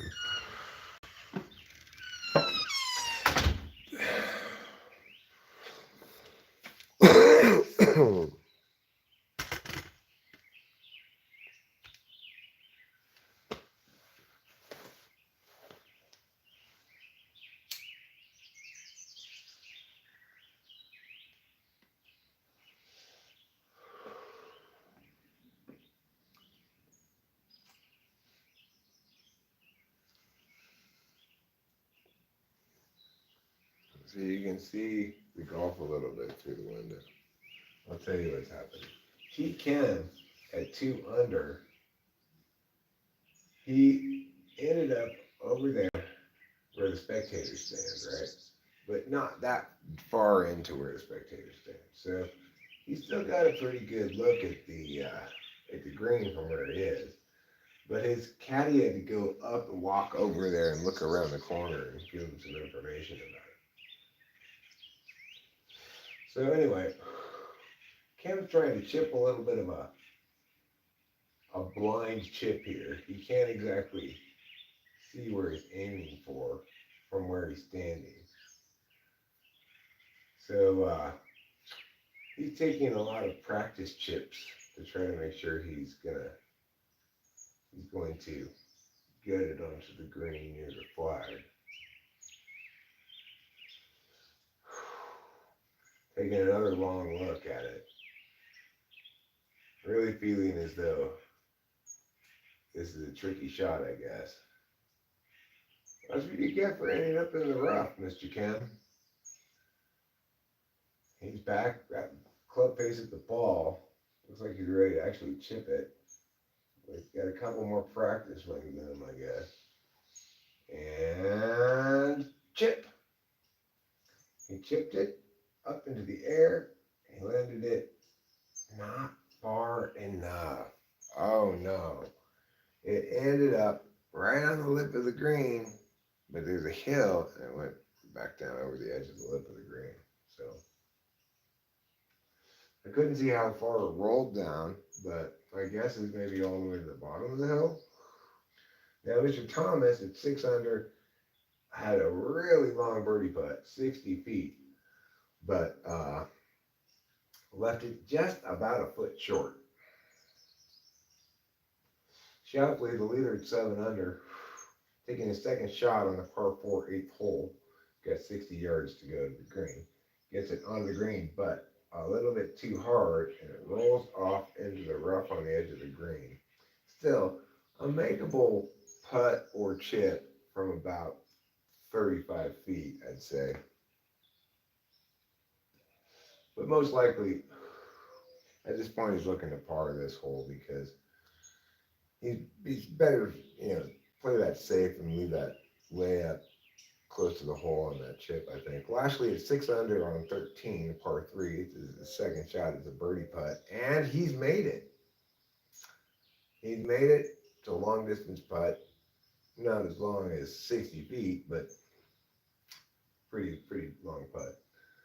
Now, T. Kim has his third shot on this hole where he ended up in the spectators, and he's still not on the green. It's a par 4, but he's very close to the green. It rolled down that little hill, like I said, and it rolled down to the bottom, but it's not that far away from the green. So he's gonna just try to chip it up there and try to leave it right next to the flag and hope he doesn't land on another one of these hills. Oh wow! Oh no! It just lipped out. He almost made that shot. Good try, Tom Kim. Good try. That was great. It was right on point. He hit it up above the hole. It broke the way he expected, but he hit it just a little bit too hard because it hit the hole's edge and lipped out instead of falling in.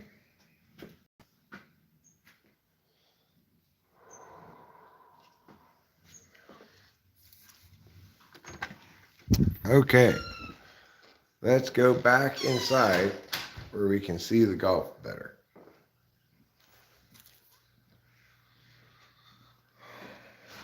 when the house starts to smell like pot roast, that's when I'll know the pot roast is ready. All right, Speed is at 7 over, but he does have a birdie putt here on 8, but it's about a 20-foot putt, and he's not feeling it today. he just like monkey armed that putt and settles for a par. That was one of the most just like half-assed attempts I've ever seen in professional golf. Oh, Bradley, you missed it. You raised your arm in premature celebration. Bradley at 2 under had a birdie putt and he hit it and he raised his arm in premature celebration and he missed it. That's why you should never prematurely celebrate. Shoutfully at 7 under on the 8th hole here has a birdie putt, but it's from the rough off the edge of the green. Probably he'll just try to play it safe and leave it in front of the hole. But yeah, he put enough into it. It could have gone in, but it was a little bit to the left of it.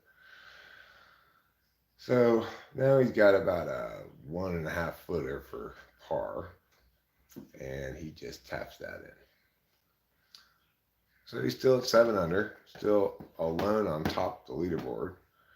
Fleetwood at 6 under on the 9th hole. It's par 4. Is taking his second shot. He had a 303-yard drive to open this hole, and now on his second shot, he overshoots the green, and he's into the rough, near where the spectators are on the other side of the green. But it's not really that far from the pin. It's maybe 50 feet from the pin. So not a bad second shot. He has a small chance of chipping in a birdie, but most likely he'll par on that. Hatton at 4 under is here on the par 3 6th hole at 220 yards. Strikes the ball well off the tee, gets it onto the green, but I think he'd like to be a little closer to the pin. He's got a good 40-foot putt there, and that means he's probably going to leave it for par. T Cam back on 8, par 4, 49-yard hole. He's putting for par here. He's got about a 3-foot putt, and he cups it. Congratulations, T Cam. You stay at 2 under. Now, currently there are 71 players at even or better, so probably the cut will be at 1 under, I would guess, maybe at even.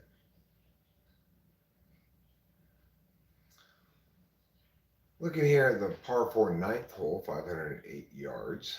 It's got a bunker in front to the left of it and a larger bunker on the right front side. There are no bunkers behind it. The slopes of the green slope inward from the top part of the green away from the bunkers, but if you land on the bottom part of the green on the bunker side, it'll roll downhill. So you don't want to, you'd rather go long on this part for 9th hole on your second shot than go short. It's the 4th toughest hole on the course. The stroke average is over par at 4.22. So anyway, the group that is currently approaching this hole, which I think is part of the reason why it's the toughest hole, is probably because of the way the greens are structured. You got to get up on that top part of the green, that top plateau, or you'll roll right back down that hill. So it's that second shot that's going to be crucial here, as long as you get a decent drive into the fairway. At 508, that's a long par 4. So there's no surprise that this is the 4th hardest hole on the course. Schauffele has his wood out, strikes the ball well from the tee, and it hits the ground at 283 and then rolls maybe another 5 or 10 yards. So he's pushing 300 yards there on that drive and is in the middle of the fairway and in a good spot. Mr. Thomas on the par 4 8th hole, which is only 349 yards, is also a par 4. He hooked it into the trees off of the tee, and some golf course employees are locating it currently. T. Kim at 2 under. He's on the ninth hole. It's the par 4 that's 508 yards, over 100 yards longer than the previous par 4. He's taking his tee shot. He has a nice, solid, straight tee shot right down the middle of the fairway, and it's taking a nice bounce, and it's rolled to over 300 yards. He's past that other guy's shot. Now Hovland on the par 5, 7th hole, his third shot, he left himself about a 3-foot putt for birdie. He's doing quite well, I think, on this hole, considering it's par 5. And Spieth, at again 7 over, is on the par 4 ninth hole. And all three of the guys who hit their drives, they're all within seeing distance of each other in a group on the fairway. Palmer is here on the 13th. He's at 5 under. He's taking his second shot from the bunker on this par 3. He leaves himself about a 5-foot putt for birdie. Morikawa at 5 over has an eagle putt on 7, which is a par 5, but it's quite a long eagle putt. I'd say 35 feet. And he has to go up this little hill and over and around this thing. Oh, he leaves it like 2 inches from the hole. Morikawa, you're not going to make the cut, so you're 5 over. You're going to have a hell of a back 9 if you have any chance of making the cut. And anyway, due to World War II history, I tend to root for Koreans in golf over Japanese people. Fleetwood on the par 4 ninth, 6 under. He just hit his third shot. He's got about a 6-foot putt for par. And he walks up and puts down a quarter behind his ball, picks it up, and he'll shoot that shot later. Mr. Kirk now is on the 17th hole. It's par 3, 198 yards. It's a short par 3. So he's going to try to go over the lake and get onto the green as close to the flag as possible. He's got what appears to be an 8-iron out and takes a nice steady swing, and chip it goes over the lake and onto the side of the green, but where it's not really the green, and then it rolls down a hill right next to that other guy's ball that must have done the same thing. Okay, now we've got Mr. Hatton. Mr. Hatton is 4 under, and he's got a 33-foot putt for birdie coming up here, which is quite a long putt, but he lines it up, strokes it well. He makes the sound putt, and he cups it. Wow, nice putt, Mr. Hatton. Mr. Hatton drops to 5 under and is feeling pretty good about himself. On the 7th hole, Mr. Hovland, who's 2 under, he's putting for birdie. He's got his 4th shot on this par 5, and it's about a 5 or 6 foot birdie putt, but he misses it to the right, and he's frustrated. And he looks up at the sky and says, "Oh, goodness gracious, why did I miss that?" Now we've got Fleetwood again, -6. He's putting his par putt on the 9th hole, par 4. This is the one that's 508 yards. I'm sure the longest par 4 on the course. And he does cup the par putt, stays at 6 under, tips his cap to the appreciative crowd, but doesn't feel as good about himself as he would have had he birdied the hole. He's a bit of a long hair. He's got hippie spirit in his heart. And as we see on this 9th hole par 4, the 508-yard hole, Tom Kim, Schauffele, and Spieth all hit it within 5 yards of each other. 292, 293, and 297, and they were all bunched together right there in the middle of the fairway. They have 210, 213, and 215 yards respectively to the hole. Spieth is furthest out, so he'll hit first. And he's looking at his ball and just thinking to himself, man, what a shitty day I've had today. I was totally in contention when I started the day, and now I'm 7 over. Whereas the other 2 players in my group are 7 under and 2 under, and I feel like a big loser. So he's kind of just floppy in his demeanor, Just, oh, I gotta go take this golf shot. Yeah. But I Yeah. already just totally screwed up this whole game, so why do I even bother? They have to wait a second, is why he was doing that actually, because the guys on the green weren't done yet. Now they're done and they've moved out of the way. So, Tom, Ken, Shoutfleet, and Spieth can all attempt their second shots from this par 4, 508-yard ninth hole. They all got good first shots. Now, Spieth, don't just give up on the day. I want you to do a good job here. You got out what appears to be a 6-iron or so. You got 215 yards to the hole. You're lining it up. You're looking at it. And swing. It looks like it's going left to me. Yeah. Yeah, well, maybe it'll come back. It's a little left, but not too bad. It rolled off of the green into the first cut off of the green. So that's not too bad. He can putt from there. He doesn't have to chip.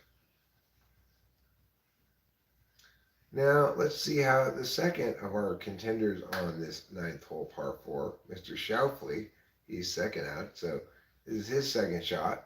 And at 7 under, he'd like to maintain his streak of pars and birdies that have gotten him tops the leaderboard with a good stroke here. He's got it lined up, backswing, and thwack. That one also looks like it's going left, but yeah, not as left as the previous one. It's on the green. It's still rolling though. He got it on part of the green that has the hill a little bit, but he got it on the part that has the hill rolling towards the cup. So he got a little bit of beneficial roll there, then it stops. He's still got a long putt for birdie though. Tom Kim, this is his second shot. He got the best drive, so he gets to go last here, and he's gonna try to get better than Spieth or Shoufley. He's lined it up. He's got his legs wiggled a little bit, and he backswings and thwack. Now that one looks like it's more straight, maybe even a little too much to the right. Yeah, that one was a little bit too much to the right. So he ended up on that top plateau where you want to be, so it doesn't roll back down the hill. But he's got a long putt for birdie.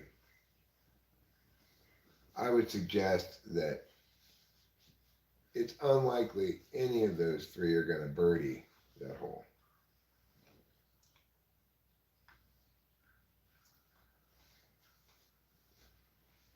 They're showing highlights from a time when Tom Kim won a tournament right now. And everybody's congratulating him. That's not this tournament, though. That was the President's Cup. September 24th. Oh, no. That was last year's President's Cup. This upcoming year's President's Cup will be September 24th through 29th, 2024. Capillo will be there cutting the ribbon for the opening ceremonies. She's a very special kitty. You're doing a great job. Thanks.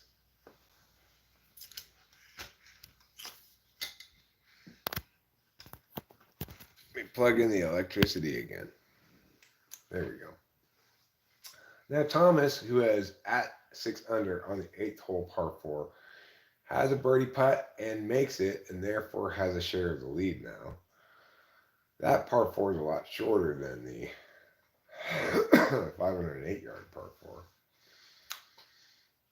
Next up, Mr. Kirk at 5 under on the 17th. It's a par 3. He's got his second shot from the first cut off the green, but it's a very long shot, and he's putted. Oh my goodness! He's putted to within 2 or 3 inches of the hole, 4 inches maybe, but he didn't quite make it. Now we've got Spieth. He's also in the first cut off of the green, but he's on the 9th hole. This is a long par 4, and this is going to be his third shot. Looks like he's gonna chip it instead of putt it from there, and he checks it out, and kind of rushes it because I think he's kind of done. But he leaves himself like a 3 foot putt for par. He just doesn't even give a fuck anymore because he's had such a terrible day. I want to see what his card looks like. I'm sure it's all squares and yods. Yeah. Fowler for birdie here on 8 puts him down to 3 under. So Fowler's picked up some shots today. Now we're gonna go to back to the ninth, that long par 4, and we've got Shoufley at 7 under. He does have a very long birdie putt here. If he hits it, he'll be alone atop the leaderboard. But it's 30. Oh, it says right there. It's 35 feet. So it's pretty difficult to make a 35-foot putt. And this one, it has a little bit of a hill on the green that you got to account for. He's going to go downhill and then uphill. So that's going to make it extra challenging. But he's pretty good on the greens, Mr. Shoufley. So he checks it out, lines it up, thinks it's going to break left, hits it well to the right, and it does break left. And oh! It looked like he hit it a little too far to the right, but also left it a little short. It's about 4-inch putt for par. So, as far as people who finished the course today, you've got Fleetwood who's done. He finished with a 71. He's 6 under for the first 2 rounds, and he'll be making the cut for sure. Additionally, your leaders like Shoufley and Justin Thomas, they're already on 17, so they're gonna finish above the cut for sure. I mean, they're gonna make the cut. You've got JJ Spawn and Adam Scott who are on the 15th hole. So, a lot of these ones at the top of the leaderboard are finishing up their rounds today. And it remains to be seen who ends the day in front. But it looks like the day's golf is probably winding down. Seems a little early for that. I know this is on the East Coast, but Yeah, it's 9, 10, it's 12. still only 12:18. Normally they put the leaders last in terms of tee times, but maybe they didn't do that today. Okay, don't these, the people in the background look like they're from the East Coast? Yeah. Like those, button-down shirts and khaki shorts and... Yeah. Yeah. A lot of times I can't tell where they are, but just based on what, the guys were wearing, I'm like, oh, yeah. Well, they're somewhere on the East Coast because it started East Coast time. Ah.